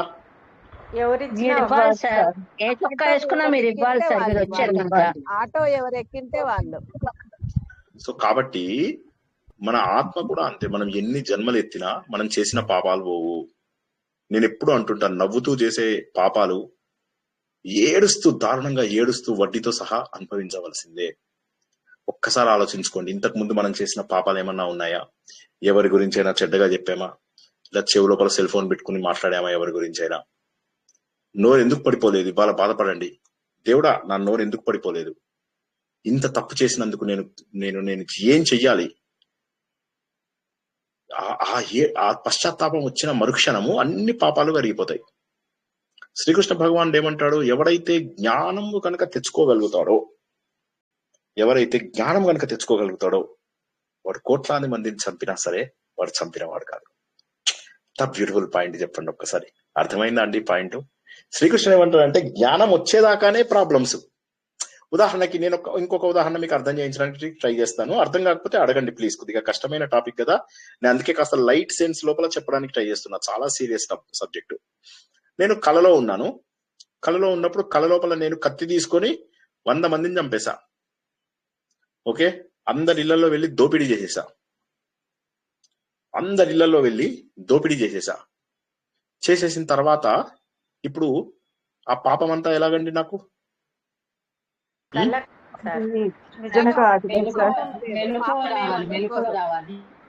మెలకువ రాగానే ఆ పాపాలన్నీ ఎగిరిపోతాయి.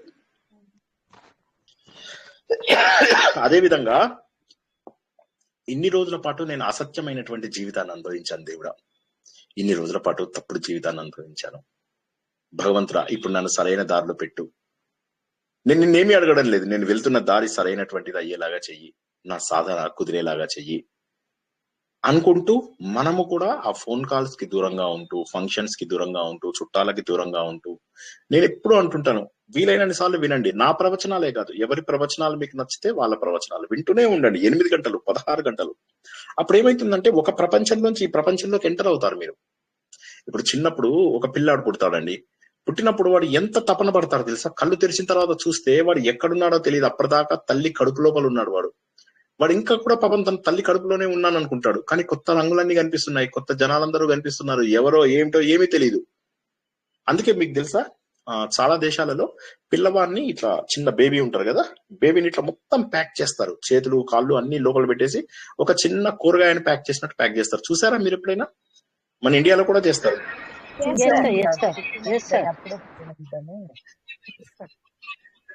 మంచిగా ర్యాప్ చేసేస్తారు పిల్లల్ని. ఎందుకంటే పిల్లలు ఏమనుకుంటారంటే ఇంకా తల్లి కడుపులోనే ఉన్నాను అనుకుంటారట. పాపం వాళ్ళకి తెలియదు కొత్త ప్రపంచంలోకి వచ్చాను అని. ఒక పిల్లవాడు 3-4 ఏళ్ల కల్లా ఎన్ని మాటలు నేర్చుకుంటాడు, కొత్త ప్రపంచంతో ఎంత అడ్జస్ట్ అవుతాడు ఒక్కసారి ఊహించుకోండి. ఒక 3-4 ఏళ్లలో ఒక వ్యక్తి అంతగా మారినప్పుడు మనం మారలేమా? కొత్త ప్రపంచంలోకి వచ్చి కొత్త ప్రపంచంతో అడ్జస్ట్ అయ్యి కొత్త ప్రపంచంతో కమ్యూనికేట్ చేయగలుగుతున్నాడా లేదా ఒక పిల్లవాడు? Yes sir no? ఆశ్చర్యం అనిపించడం లేదా? ఆశ్చర్యం అనిపించడం లేదా?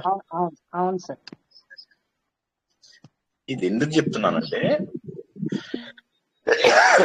గుర్తించాలి, మనం అంతా కూడా గుర్తించాలి. ఏంటంటే కొత్త ప్రపంచాన్ని మనం సృష్టించలేమా? మనం ఒక 3-4 ఏళ్ళు కష్టపడితే చాలు. కానీ మనం ఏం చేస్తున్నాము, మళ్ళీ అదే వదినల దగ్గరికి వెళ్తున్నాం, మళ్ళీ వాళ్ళతో కబుర్లు చెప్తున్నాం. మగవాళ్ళందరూ వెళ్ళిపోయి అడ్డా దగ్గర కూర్చొని ఆడేం చేసిండు, ఈడేం చేసిండు, ఈడిట్లా చేసిండు, ఆడట్లా చేసిండు, అబ్బా అబ్బా అబ్బా విసుగు రాదా? కాబట్టి ఏమైతుందంటే ఈ పంచకోశాలతో సంబంధం, ఈ శ్లోకం చాలా అద్భుతమైనది. పంచకోశాలతో సంబంధం ఉండడం వల్ల ఏమైపోతుందంటే నేను అదే అనుకుంటున్నారు. ఆ పిల్లాడు అలాగే నేను తల్లి కడుపులోనే ఉన్నాను అనుకుంటే కుదిరేదా? లేదు. కొత్త పరిస్థితులకి అడాప్షన్ చేసుకున్నాడు, తనను తను అలవాటు పరుచుకున్నాడు. అలాగే మనం కూడా మారి మనము స్ఫటికము లాంటి పవిత్రులము, నిర్మలమైనటువంటి వ్యక్తులము అన్నది తెలుసుకోవాలి. నిర్మలం, మనం నిర్మలం. క్రిస్టల్ కి రంగు ఉంటుందా? పూర్తి పారదర్శకం, ట్రాన్స్పరెంట్ అంటారు కదా, పూర్తి ట్రాన్స్పరెంట్, ఏ రంగు ఉండదు. దాని దగ్గర నీలి రంగు బట్ట పెడితే నీలి రంగు కనిపిస్తుంది, ఎరుపు రంగు పెడితే ఎరుపు రంగు కనిపిస్తుంది. ఈ విధంగా రంగు మారిందా అండి? స్ఫటికం రంగు మారిపోయిందా?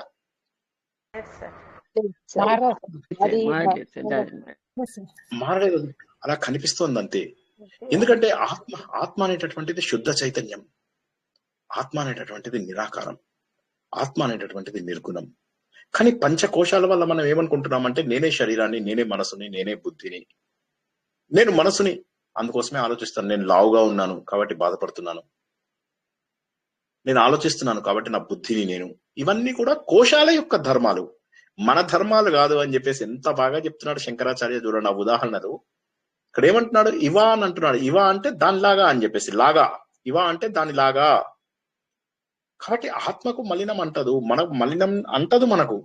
మనం ఎంత తగిలించుకున్నా ఈ మలినాలన్నీ కూడా ఈ కోశాలలో ఆగిపోతాయి. కానీ నీ ఆత్మ ఏదైతే ఉందో అది పవిత్రమైనది. కళ్ళల్లో నువ్వు కళ్ళ లోపల ఎంత మందిని నరికేశావు, చంపేశావు, ఏమన్నా గాని కళ్ళు తెరిచావంటే పాపాలన్నీ ఎగిరిపోతాయి. అదే విధంగా నువ్వు పాపాత్ములకెల్లా పాపాత్ముడు అయినప్పటికీ కూడాను ఒకసారి జ్ఞానం కనుక వచ్చినట్లయితే ఆ పాపాలన్నీ కూడా నిన్నేమి చేయలేవు.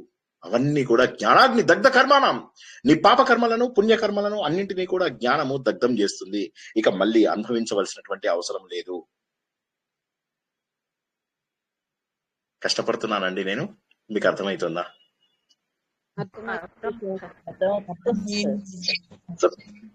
కాబట్టి ఏంటంటే ఈ ఉపాధులని మనము మనగా భావిస్తున్నాము, ఉపాధులని మనము మనంగా భావిస్తున్నాం. నేను బాధపడుతున్నాను అంటే తప్పు, నా మనస్సు బాధపడుతోంది. వాడు కొట్టాడు శరీరానికి అన్న, శరీరానికి, అది నాకు కాదు. అది ఎప్పుడు తెలియదు మనకు? ఎప్పుడైతే శరీరం పైన మనం ఎక్కువ కష్టపడమో. నేను ఇది ఇంతకు ముందు 2-3 సార్లు చెప్పిన ఎగ్జాంపుల్ మళ్ళీ చెప్తాను. మా ఫ్రెండ్స్ అయ్యప్ప స్వామికి వెళ్ళినప్పుడు నాకంటే డబుల్ త్రిబుల్ ఉంటాడు మా ఫ్రెండ్. లుంగి కట్టుకొని కొండపైకి ఎలా పరిగెడుతున్నాడంటే అతడు ఉత్సాహం చూస్తే నాకు ఆశ్చర్యం వేసింది. శరీరాన్ని పట్టించుకోవడం లేదు అతను. ఎందుకని? అక్కడ శరీరం కంటే కూడా ముఖ్యమైనటువంటిది వేరేది ఉంది. కమల్ హాసన్ విషయం లోపల ఏమైంది? అది దశావతారంలో రాయిని మాత్రం కంటే దేవుడు కనరాడు, దేవుని మాత్రం కంటే దేహం కనరాదు. నువ్వు గనక దేవుణ్ణి చూసుకో నీ లోపల, నీకు అసలు ఆ దేహం కనిపించదు. రమణ మహర్షి ఆయన అంటాడు, ఏంటి సర్కోమా వచ్చింది, ఎందుకయ్యా? నాకు అవసరం లేదు. లేదు, కోసేసుకో, ఏమి నాకు ఎనస్థీషియాలు అవి ఏమి అవసరం లేదు. కాబట్టి శరీరం నేను కాదు అనే భావన వచ్చిన మరుక్షణము శరీరంకి తగిలే దెబ్బలు కూడా మనకు నొప్పి పెట్టవు. శరీరంకి ఇప్పుడు వీళ్ళు ఉంటారు కదా, మీరు దురంధర్ సినిమా చూసారండి అందరూ? హలో, దురంధర్ సినిమా చూసారు? పార్ట్ 1 లోపల వాడు ఒక ఇండియన్ ఏజెంట్ కి శరీరం అంతా కూడా సూదులు గుచ్చుతాడు, మేకులు గుచ్చుతాడు. గుచ్చి వాటి అన్నిటికీ దారాలు పెట్టి ఒక్కొక్క చోట ఒక్కొక్క రకమైన పెయిన్ కల్పిస్తూ ఉంటాడు. కానీ వాడు అయినా కూడా ఎందుకు చెప్పాడు నిజాలు? ఎందుకంటే వాడికి నేను శరీరం కాదు అని చెప్పేసి అనుకున్నాడు. పార్ట్ 2 లోపల ఇతడు కాల్ చేస్తాడు అతన్ని. ఆయన పేరేంటి అబ్బా, గౌరవ్ని కాల్ చేస్తాడు. ఎందుకు కాలుస్తాడు? ఎందుకంటే వాడు ఈ బాధలన్నీ తట్టుకునే బదులు తనే కాల్ చేస్తే అయిపోతుంది అని చెప్పి. వీళ్ళు శరీరాన్ని పట్టించుకోవడం లేదు, వీళ్ళు నేను అనేటటువంటి దాన్ని పట్టించుకోవడం లేదు. ఎంతో మంది త్యాగాలు చేస్తే మనం ఈ విధంగా ఉన్నాము. వాళ్ళు శరీరాలని, బంధాలను అన్నింటిని వదిలేశారు. వాడు ఏం చేశాడు? ఇంట్లోంచి వెళ్ళిపోయినప్పుడు 2వ పార్ట్లో దురంధర్ 2 అందరూ చూసే ఉంటారు కదా, కళ్ళలోంచి నీళ్లు తిప్పేటటువంటి సినిమా అది. అంతకంటే గొప్ప సినిమాలకి రావడం చాలా కష్టం కదా. వాడు ఏం చేశాడు? తల్లిని చెల్లెని అందరినీ వదిలేసేసి వెళ్ళిపోతాడా? వాళ్ళ ఫోటోలు కాల్ చేస్తాడు వాడు. వాళ్ళని చూడలేడు. అక్కడ పోయి సెటిల్ అయిపోతాడు. పాకిస్తాన్ లో సెటిల్ అవుతాడు. చివరికి పాకిస్తాన్ నుంచి మళ్ళీ ఇండియాకి వస్తాడు. వచ్చినప్పుడు భార్యని చిన్న పిల్లాన్ని వదిలేస్తాడు. అక్కడ వదిలేస్తాడు పాకిస్తాన్ లో. వాళ్ళ మామ అంటాడు, ఏంటంటే ఇంకింతే, ఇది మర్చిపోవాలి, నీ జీవితంలో ఈ అధ్యాయం క్లోజ్ అయిపోయింది అని చెప్తాడు వాళ్ళ మామగారు. ఎన్ని త్యాగాలు చేస్తారు. మళ్ళీ వచ్చి చూసి వెళ్తాడు దూరంగా. వీటికి మనసు ఒప్పుకోదు. ఇక్కడికి వచ్చాడు, ఎలాగే ఇండియాకి వచ్చాను కదా, ఒకసారి అమ్మని చెల్లెల్ని చూద్దామని దూరం నుంచి చూస్తాడు. చూస్తే వాళ్ళు ఆనందంగా ఉంటారు. ఇప్పుడు నేను మళ్ళీ వాళ్ళకి పరిచయం అయ్యి వాళ్ళ జీవితంలో మళ్ళీ ఒక ఆశ కల్పించడం ఎందుకు అని చెప్పి దూరంగా వెళ్తాడు. జీవితాన్ని శరీరంతో చూసుకోవడం లేదు వాళ్ళు. ఈ శరీర మాధ్యమం ఖలు ధర్మ సాధనం కోసమే ఈ శరీరం వచ్చింది. శరీరం ఎందుకు వచ్చింది అంటే ధర్మ సాధనం కోసమే. అది ధర్మ సాధనం చేయకుండా ఈ డాన్సులు, భక్తి లేని పనులు, హంగులు, ఆర్భాటాలు, లైన్లలో వెళ్ళడాలు, తొక్కడాలు, తన్నడాలు, దేవుడు కేవలం ఆలయంలోనే ఉన్నాడు అనుకోవడాలు, వీటి వల్ల ఏమవుతుంది? నీ బాధ తగ్గడం లేదు. అహంకారం తగ్గుతుందా? అహంకారం తగ్గడం లేదు. శాంతి పెరుగుతుందా? పోనీ శాంతి కూడా పెరగడం లేదు. పోనీ ఇది 30 ఏళ్ళు 40 ఏళ్ళుగా చేస్తున్నాను, మరి ఎందుకు తగ్గడం లేదు? సార్ నేను 1,00,000 చేశాను సార్. మరి 1,00,000 చేస్తే తగ్గలేదు అంటే ఏం చేయాలి? ఇంకో 10 లక్షలు చెయ్యి. అయిపోయిందా? జీవితం అంతా నాశనం అయిపోదా? మార్పు రాదు. ఎందుకు మార్పు రాదు అంటే నీ కష్టాలను పోగొట్టుకోవడానికి ఒకటే మార్గం. ఏంటండి ఆ మార్గం? కష్టాలను పోగొట్టుకునే ఒకే ఒక మార్గం ఏంటి? శరీరం కాదు అని.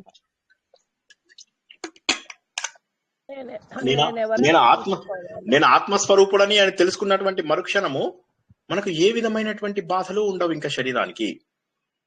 నేను ఒకసారి ఆత్మస్వరూపుడని అని తెలుసుకుంటే చాలా అయిపోయింది. ఇంకా బాధలన్నీ నాకు సంబంధం ఉండవు. అయితే ఆత్మస్వరూపుడని నేను ఎందుకు తెలుసుకోలేకపోతున్నాను?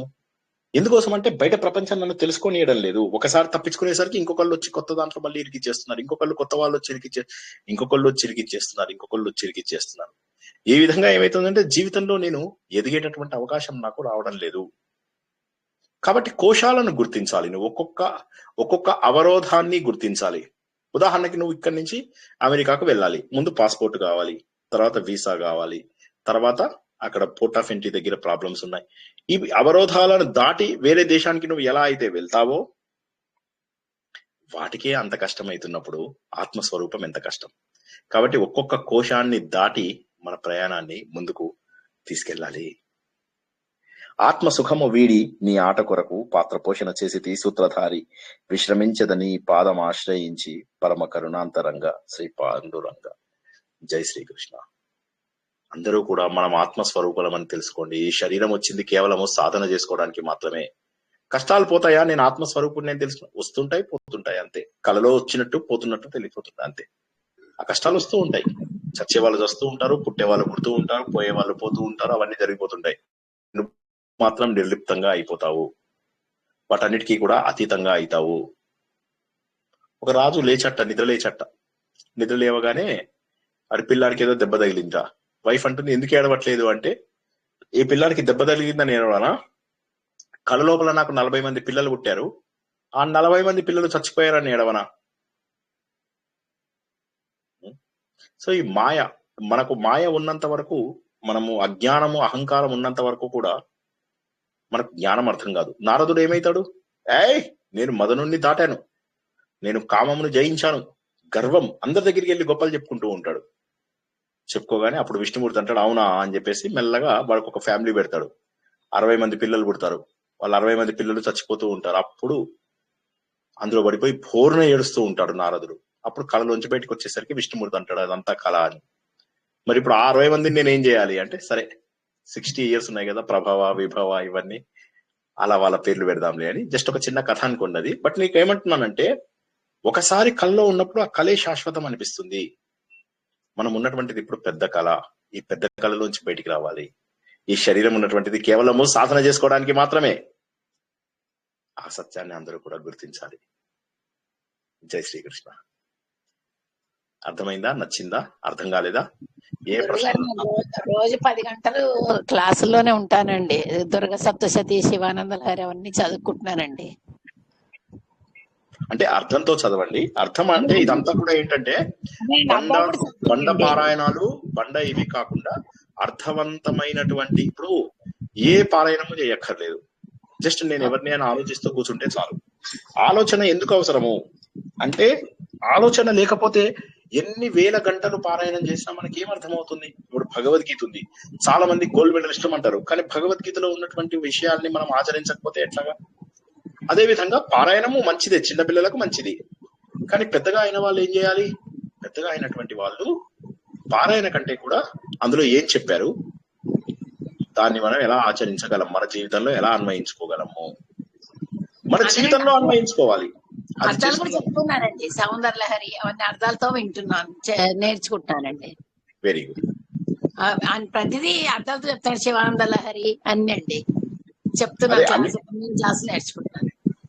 అదే అంటే ఇవన్నీ అంటే ఇన్ని నేర్చుకోవాల్సిన అవసరం లేదు, బట్ అదే మీకు సులువుగా ఉంటే ఓకే.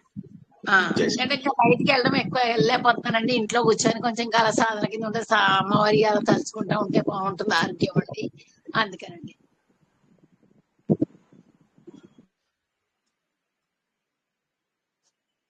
జై శ్రీకృష్ణ. అందరికీ అర్థమైందా? జై శ్రీకృష్ణ మేడం. అర్థమైంది కానీ సార్ ఏమంటారు సార్, టెన్షన్ గా అంటే అది మీరు చెప్పినవన్నీ కూడా పాటించాలి సార్. చాలా అంటే ఏం లేదు, సింపుల్ అభ్యాస వైరాగ్యం. ఇప్పుడు శ్రీకృష్ణ భగవానుడు చెప్పిన మాటలు వినదా? శ్రీకృష్ణుడు ఏమన్నాడు? అభ్యాసం. రెండోది ఏంటి? వైరాగ్యం.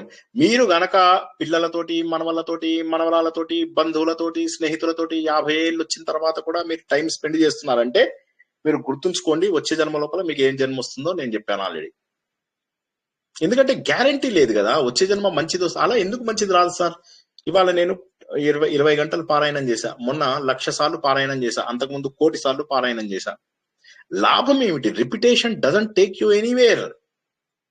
రిపిటేషన్ అనేది మనకు అవసరం లేదు, దాంట్లో ఉన్న అర్థమే మనకు కావాలి. రిపీట్ చేసుకుంటూ పోతే ఏముంది? దాని బదులు నేను కుర్చీ అన్నా, ఇంకేదన్నా అన్నా ఒకటే. అలా కాకుండా శ్రీకృష్ణుడు చెప్పినట్టుగా వైరాగ్యం వచ్చిందా మనకు? సమాజంలో ఉన్నటువంటి జనాలందరినీ కలవకూడదనే వైరాగ్యం వచ్చిందా లేదా? నా లోపల ఆనందాన్ని వెతుక్కోగలుగుతానా? నేను ధ్యానము ఒక 4 గంటలు చేయగలుగుతున్నానా? ఆలోచనలు లేనటువంటి స్థితికి రాగలుగుతున్నానా? నిన్న 10 ఆలోచనలు వచ్చాయి, ఇవాళ 5 ఆలోచనలకు తగ్గించుకోగలిగానా? ఇవాళ 5 ఆలోచనల నుంచి 2 ఆలోచనలకు తగ్గించుకోగలిగానా? ఇది ప్రాసెస్. నేను నిన్న ఒక 20 గంటలు చదివాను, అంతకుముందు 1 కోటి సార్లు చదివాను అంటే అది కుదరదు. Repetition will not take you anywhere, believe me. Repeat చేస్తే లాభం ఏముంది? విశ్వం విష్ణు వషట్కారో భూత భవ్య భవత్ ప్రభు. దేవుడి మీద దండయాత్ర చేస్తామా? జయ హనుమాన జ్ఞాన గుణ సాగర డిషుం డిషుం డిషుం. యుద్ధం ప్రకటిస్తున్నాం మనం దేవుడి పైన. దేవుడికి ఎంత విసుగు వస్తుంది మీకు అది స్టోరీ తెలుసు కదా. ఒక ఆయన అలాగే బాగా చదువుతాడు, విష్ణు సహస్రనామం చదివితే బాగా పుణ్యం వస్తుందని ఎవడో ప్రవచనకర్త చెప్తాడు. దేవుళ్ళు అన్ని కోరికలు తీరుస్తారు అంటే నిజంగా తీరుస్తారు అనుకుంటాడు. ప్రారంభం అనుభవించాలి అన్న ఒక్క విషయం గుర్తించగా, నేను ఈ గుడికి వెళ్తే ఈ కోరిక తీరుతుంది, ఆ గుడికి వెళ్తే ఆ కోరిక తీరుతుంది, ఈ టెంపుల్కి వెళ్తే పెళ్ళి అవుతుంది, ఆ టెంపుల్కి వెళ్తే ఇంకో పెళ్ళి అవుతుంది, ఇలా వీటిలో పడిపోవడానికి ప్రవచనకర్తలే కారణం. ఈ పాపాత్ముల వల్ల ఏమైపోతుంది? హిందూ ధర్మం గురించి మహోన్నతమైన లక్ష్యాన్ని చేరుకోకుండా అందరూ ఏమైందంటే హిందూ ధర్మాన్ని కోరికల కోసం కోరుకుంటున్నారు. మీరు చూడండి, పోటెత్తిన భక్తులు. పోటెత్తడం అంటే ఎందుకు? వీళ్ళందరూ భక్తులా? పోటెత్తిన అజ్ఞానములు. వీళ్ళేం చెడ్డవాళ్ళు కాదు, అజ్ఞానులు, కానీ స్వార్థపరులు. వాళ్ళ కోరికల కోసం వెళ్తున్నారు. అప్పుడు ఎలా మనకు జ్ఞానం వస్తుంది? ఎప్పటికి జ్ఞానం రావాలి? ఆ దేవుని దండం పెట్టుకునే లోపల 100 విఘ్నాలు. ఇటు నుంచి వీడు దోస్తాడు, అటు నుంచి వాడు దోస్తాడు, వీడితో కొట్లాట, వాడితో కొట్లాట, లోపలికి వెళ్ళిన తర్వాత పూజారితో కొట్లాట. దేవుడు కనిపించే లోపల ఈ సేవకు వచ్చే పిచ్చాళ్ళు ఉంటారు కదా, మెంటల్ గాళ్ళు, ఆ మెంటల్ గాళ్ళు బయటికి లాగేస్తారు. తిలా పాపం తలా పిడికాడు.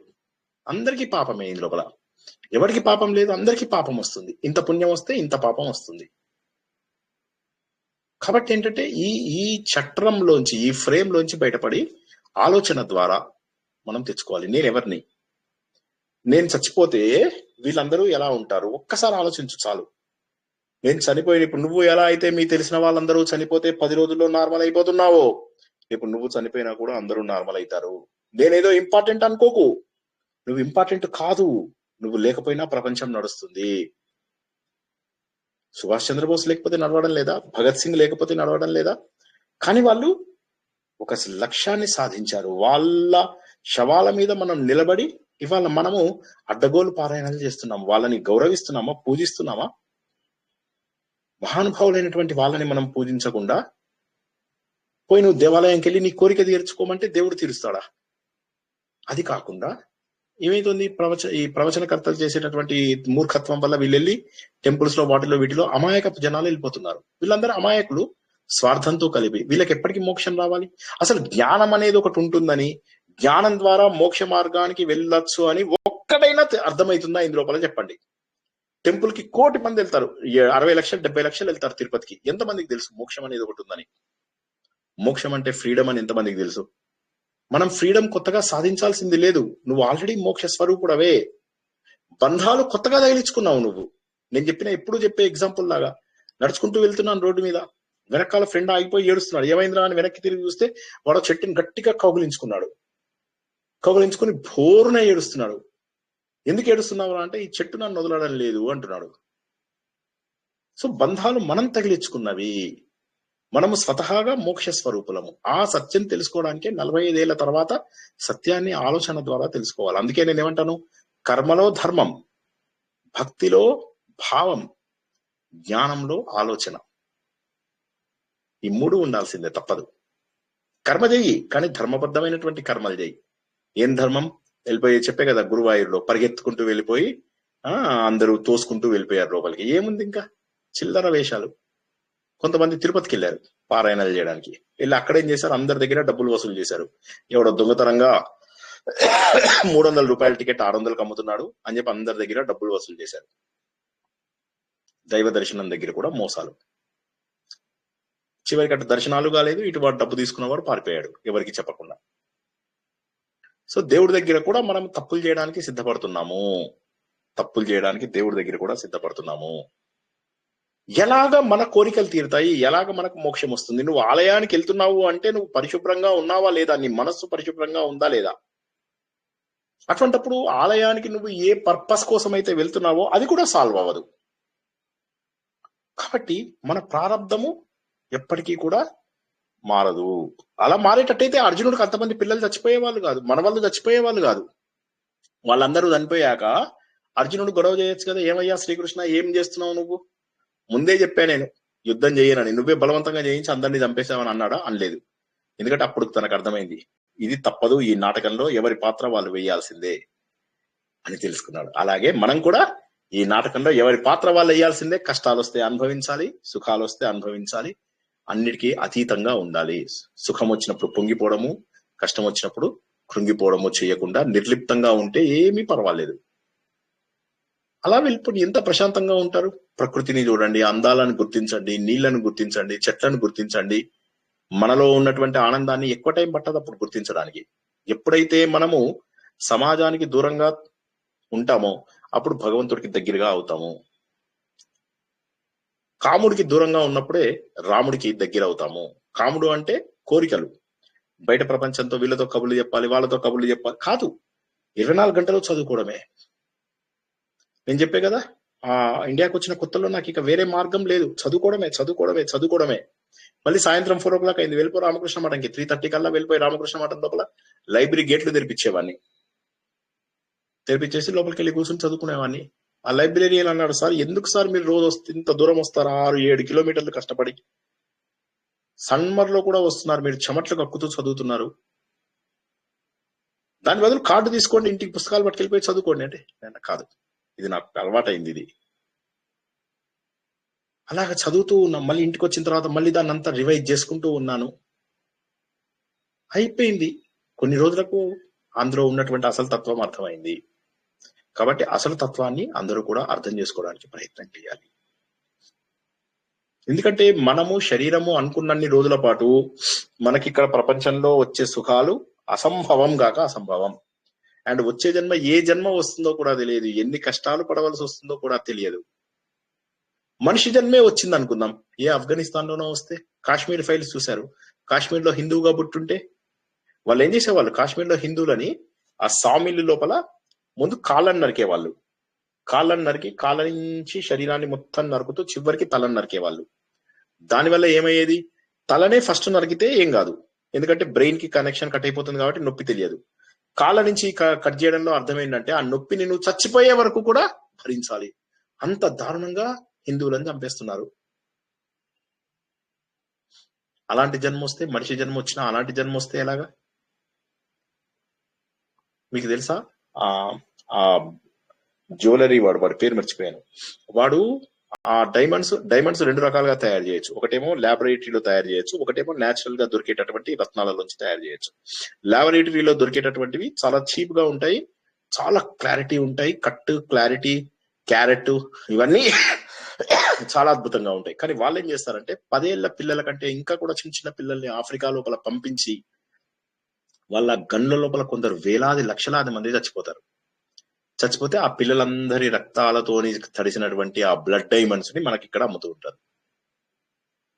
ఆడవాళ్ళు శరీరానికి రాసుకునేటటువంటి కాస్మెటిక్స్ లో 70% కాస్మెటిక్స్ పశువులని జంతువులని అత్యంత క్రూరంగా చంపి వాటి నుంచి తీసినటువంటి వస్తువులని మనం రాసుకుంటూ ఉంటాం.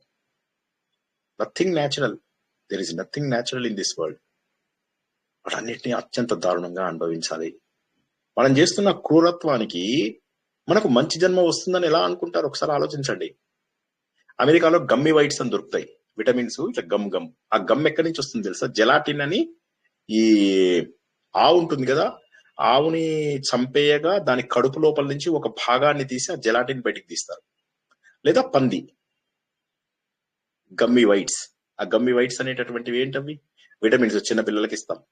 అది ఆవు యొక్క మాంసంతో ఆ జెల్ తయారవుతుంది, ఆ జెలాటిన్ తోటి. ఊహించండి ఒకసారి, మనం చేస్తున్నటువంటి పాపాలకు తిలా పాపం తలా పిటికేడు అని అందరం పంచుకుంటున్నాం పాపాలు. అవన్నీ అనుభవించాల్సిందే, ఇవన్నిటికీ కూడా లెక్క చెప్పాల్సిందే, ప్రతి దానికి లెక్క చెప్పాల్సిందే. నన్ను నమ్మండి ప్లీజ్. మీరెవరూ నా శత్రువులు కాదు, మిమ్మల్ని అందరినీ నేను భయపెట్టాల్సిన అవసరం కూడా నాకు లేదు. నా స్టూడెంట్స్ ఆనందంగా ఉండాలి, నేనున్నంత ఆనందంలోకి మీరు కూడా ఒక్క రోజు వచ్చి చూడండి, ఒక్క రోజు ఒక పూట వచ్చి చూడండి, మీకు అర్థమవుతుంది నేను ఏం చెప్తున్నాను. ఒక్క రోజు రండి, రాత్రి పగలు ఒక నెల రోజుల పాటు యజ్ఞం చేస్తున్నట్టుగా చెయ్యండి, మీకు అర్థమవుతుంది నేనేం చెప్తున్నాను. జై శ్రీకృష్ణ. ఏమైనా ప్రశ్నలు ఉంటే అడగండి, నేనేం మాట్లాడుతున్నాను మేడం. సారీ మేడం, చెప్పండి. నేను పర్లేదు సార్, వేరే ఎవరో మాట్లాడుతూ ఉంటే నేను మ్యూట్ అయిపోయినాను. నేనైతే మీ మిడిల్ క్లాస్ ఫ్యామిలీస్ ఎట్లా ఉంటారు, 15 days నార్మల్ అయిపోతారు సార్. మీరేదో ఆ పిక్చర్ చూడండి, రామ్ ప్రసాద్ కి తేర్వి అని హిందీ పిక్చర్. దాంట్లో అట్లనే ఒక ఆయన చనిపోతారు, ఇంటి ఆయన చనిపోతే వాళ్ళమ్మ ఇంట్లో ఒకటే ఉంటుంది, వీళ్ళంతా కొడుకులు వస్తారు, కూతురు వస్తారు, కానీ వాళ్ళు ఒక్కరోజు అమ్మతో సరిగ్గా ఉంటుంది, మళ్ళీ వాళ్ళు తినడము తాగడము అది ఎంజాయ్. తర్వాత ఆమెకి ఏమవుతుంది పట్టించుకోరు, ఆమె వెళ్ళిపోతారు, నాకు కాదు ఒక ముగ్గురు కొడుకులు వాళ్ళు ఎవరు రెస్పాన్సిబిలిటీ తీసుకోకుండా వెళ్ళిపోతారు. ఆమె షీ గట్స్ ఆ interest she converse in something. అది చాలా రోజులు చెప్దామని చూస్తున్నాయి, కొంచెం అందరు చూడాల్సింది, ఎందుకంటే light hearted movie sir, it's not serious movie. Movie పేరు నాకు వినిపించలేదు, చెప్పండి ఒకసారి మళ్ళీ. మూవీ పేరు రామ్ ప్రసాద్ కి తెహర్వి. రామ్ ప్రసాద్ అదే 13th day అన్నట్టు, రామ్ ప్రసాద్ కి తెహర్వి అని హిందీ. ఓకే, ఓ హిందీ, అదే ఒకసారి పంపి గ్రూప్ లో పెట్టండి, నేను చూస్తాను తప్పకుండా. పెట్టండి. ఇంకోటి సార్, మీరు ఇప్పుడు ఎప్పుడు చదవమని చెప్తా ఉంటాం, చాలా పాత పాట సార్, ఒకటి జస్ట్ 1 few టైమ్స్. मीठी मीठी बातों से बचना जरा, दुनिया के लोग है जादू भरा, खूब चीज है इल्म जिसे कोई चोर ना ले न सके. ఇల్మ్ అంటే అక్కడ ఉంది కదా చదువుకు ఇల్మ్ అనేవాళ్ళు. खूब चीज इल्म जिसे कोई चोर ना ले सके, భరలే ఖజానా తేర జమానా. ఇంకోటి ఒక లైన్ ఉంది సార్, సారీ టైం ఏదైతుంది, అవి ఏమంటారు, తుఫాన్ నుంచి నహి డరుంగా హిమ్మత్ కరికే నికల్ పడుంగా అని పాప చెప్పిన. ఏం తుఫాన్ జ్ఞాపకం రావడంలే.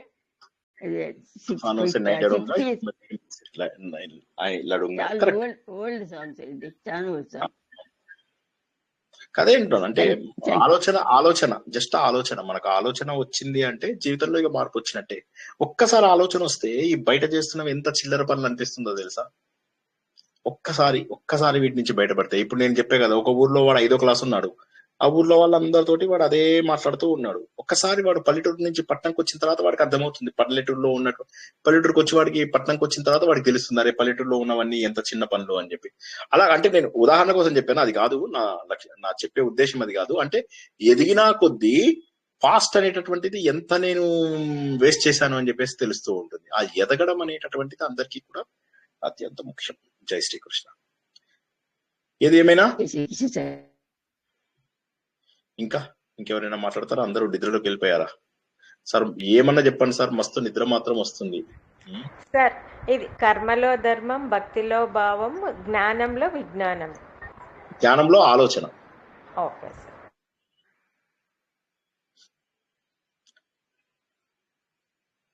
ఓకే, మళ్ళొకసారి మనం 4 గ్రూపులు చేశాను. నాకు తోచిన పేర్లు 2 నిమిషాలలో రాశాను, చాలా మంది పేర్లు మిస్ అయ్యాను. దయచేసి నేను 4 గ్రూపుల లింకులు పంపిస్తాను, 4 గ్రూపుల్లో జాయిన్ అవ్వండి. అందరూ జాయిన్ అయ్యి విష్ణు సహస్రనామం క్విజ్ ఉంటుంది ఈ ఫ్రైడే నాడు. వచ్చే శనివారం నాడు, ఈ శనివారం కాకుండా, ఈ 5 రోజుల్లో వచ్చే శనివారం కాకుండా వచ్చే శనివారం నాడు మనకు ఇంకో దాంట్లో క్విజ్ ఉంటుంది. దేంట్లో?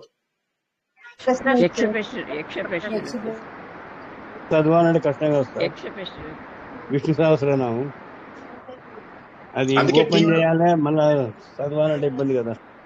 కాదండి, గ్రూప్ లో ఎంత మంది ఉంటే అంతమంది 40 శ్లోకాలు డివైడ్ చేసుకుంటే 40 వరకు సిలబస్. 41 లేదు, 41 కూడా చెప్పాను కానీ 40. మీరేం చేస్తారంటే చక్కగా డివైడ్ చేసుకొని చక్కగా ప్రాక్టీస్ చేసుకోండి. 4 రోజులు టైం ఉంది కాబట్టి అందరూ ప్రాక్టీస్ చేసుకోండి. గ్రూప్ చదివితే లాభం లేదు, అర్థం చెప్పాలి. చదవకపోయినా నాకు పెద్ద ఇది లేదు, అర్థం మాత్రం. అదే సార్, అది ఓపెన్ చేయని కానీ టైం పడుతుంది కదా అంటున్నా. టైం బట్టి అన్మిట్ కావాలంటే కష్టం, మీట్ కావాలంటే కష్టం. మనం ప్రింట్ కావాలండి, అది అప్పుడు మీకు అందులో చూసి చెప్పాలంటే కష్టం అవుతుంది. అది కాక చూసి చెప్పడానికి ప్రయత్నం చేయకండి. వీలైనంత వరకు అర్థాలన్నీ కూడా నోటికి పట్టండి. ఒకవేళ మీకు రాలేదంటేనే ఇక అది కష్టమై నన్ను పర్మిషన్ అడగండి. సార్ చూసి చెప్పచ్చా అని అడగండి. అప్పుడు నేను చూసి చెప్పచ్చు అంటే అప్పుడు నా పర్మిషన్ తీసుకుని చూసి చెప్పండి. కానీ ముందు చూడకుండా చెప్పడానికే ప్రయత్నం చేయండి. 40 శ్లోకాల అర్థాలు చూడకుండా చెప్పడానికి ప్రయత్నం చేయండి. ఒకవేళ చూడాల్సిన అవసరం వచ్చింది అంటే నన్ను అడగండి. సార్ చూడొచ్చా సార్, మేము ఓడిపోయాము, చూడొచ్చా ఒకసారి అంటే చూడమంట. అప్పుడు మీరు చూసి చెప్పచ్చు అర్థం. ఏది ఏమైనా అందరి టీంలలో అందరూ కూడా మంచిగా ప్రాక్టీస్ చేసుకోండి. ఎంత ప్రాక్టీస్ చేసుకుంటే అంత హ్యాపీగా వెళ్తారు. ఇదైనాక యక్ష ప్రశ్నలు కూడా మనకు సేమ్ అదే 4 గ్రూపులు కంటిన్యూ అవుతాయి. సరేనా? ఒక్కొక్కళ్ళు 4 గ్రూపులలో జాయిన్ అవ్వకండి, ఏదో ఒక గ్రూప్ లోనే జాయిన్ అవ్వండి. ఇంకేమన్నా ప్రశ్నలు? నిద్ర బాగా వచ్చిందని ఎవరంటారండి? నిద్ర లోపల ఫస్ట్ ప్రైజ్ ఇచ్చేది ఎవరండి? మంచిగా నిద్ర వచ్చింది సార్. లేదు సార్, కొంచెం బరువుగా ఉంది సార్, అంతా కొంచెం నిద్ర కాదు సార్, అంటే ఆలోచనల బరువు సార్.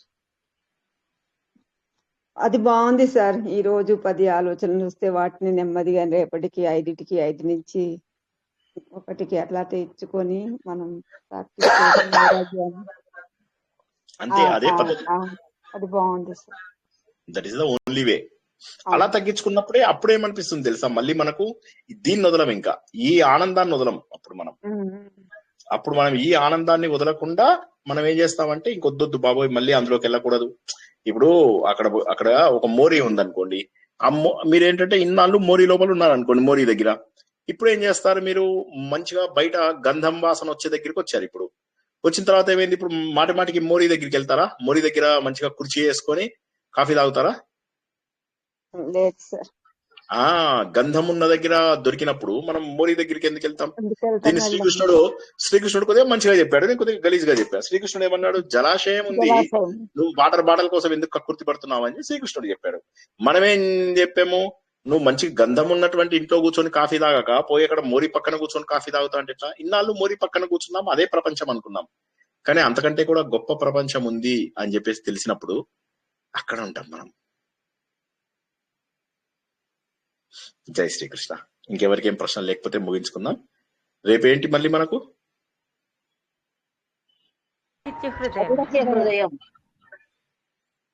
వండర్ఫుల్. అందరూ కూడా ఆత్మ దర్శనం కోసమని మనస్ఫూర్తిగా ప్రయత్నిస్తారని, వీలైనంత సమయాన్ని ప్రవచనాలు వినడంలో, కొత్త విషయాలు అర్థం చేసుకోవడం లోపల ఉపయోగించుకుంటారని ఆశిస్తూ, ఆలోచన ద్వారా మాత్రమే మనము భగవంతుడికి చేరువ అవ్వగలం. ఇక మరి ఏ పని చేసినా కూడా భగవంతుడికి చేరువ కావడం అసంభవం, అసంభవం, అసంభవం. కాబట్టి ఆ ఆలోచన పెరగాలి అంటే ముందు నేను నిరంతరము కూడా స్వాధ్యాయం చెయ్యాలి. అన్నిట్లోకి గొప్ప యజ్ఞము స్వాధ్యాయ యజ్ఞము అని చెప్పేసి 4వ అధ్యాయంలో తెలుసుకున్నాం. JBS, జ్ఞాన యజ్ఞము, బ్రహ్మ యజ్ఞము, స్వాధ్యాయ యజ్ఞము. స్వాధ్యాయ యజ్ఞంలోంచే మనము జ్ఞాన యజ్ఞానికి, తర్వాత బ్రహ్మ యజ్ఞానికి చేరుకుంటాము. 12 యజ్ఞాలలో గొప్పదైనటువంటివి ఈ 3. అందులో స్వాధ్యాయం మనం చేయగలము. అందరూ కూడా ఈ సత్యాన్ని గుర్తిస్తారని ఆశిస్తూ ఈ రోజు ప్రవచనాన్ని ముగించుకుందాం. పునర్దర్శనం రేపు రాత్రి 9 గంటలకు ఆదిత్య హృదయం ప్రవచనం ద్వారా. అంతవరకు కూడా అందరికి శుభం భూయాత్. శుభరాత్రి. జై శ్రీకృష్ణ. జై శ్రీకృష్ణ సార్.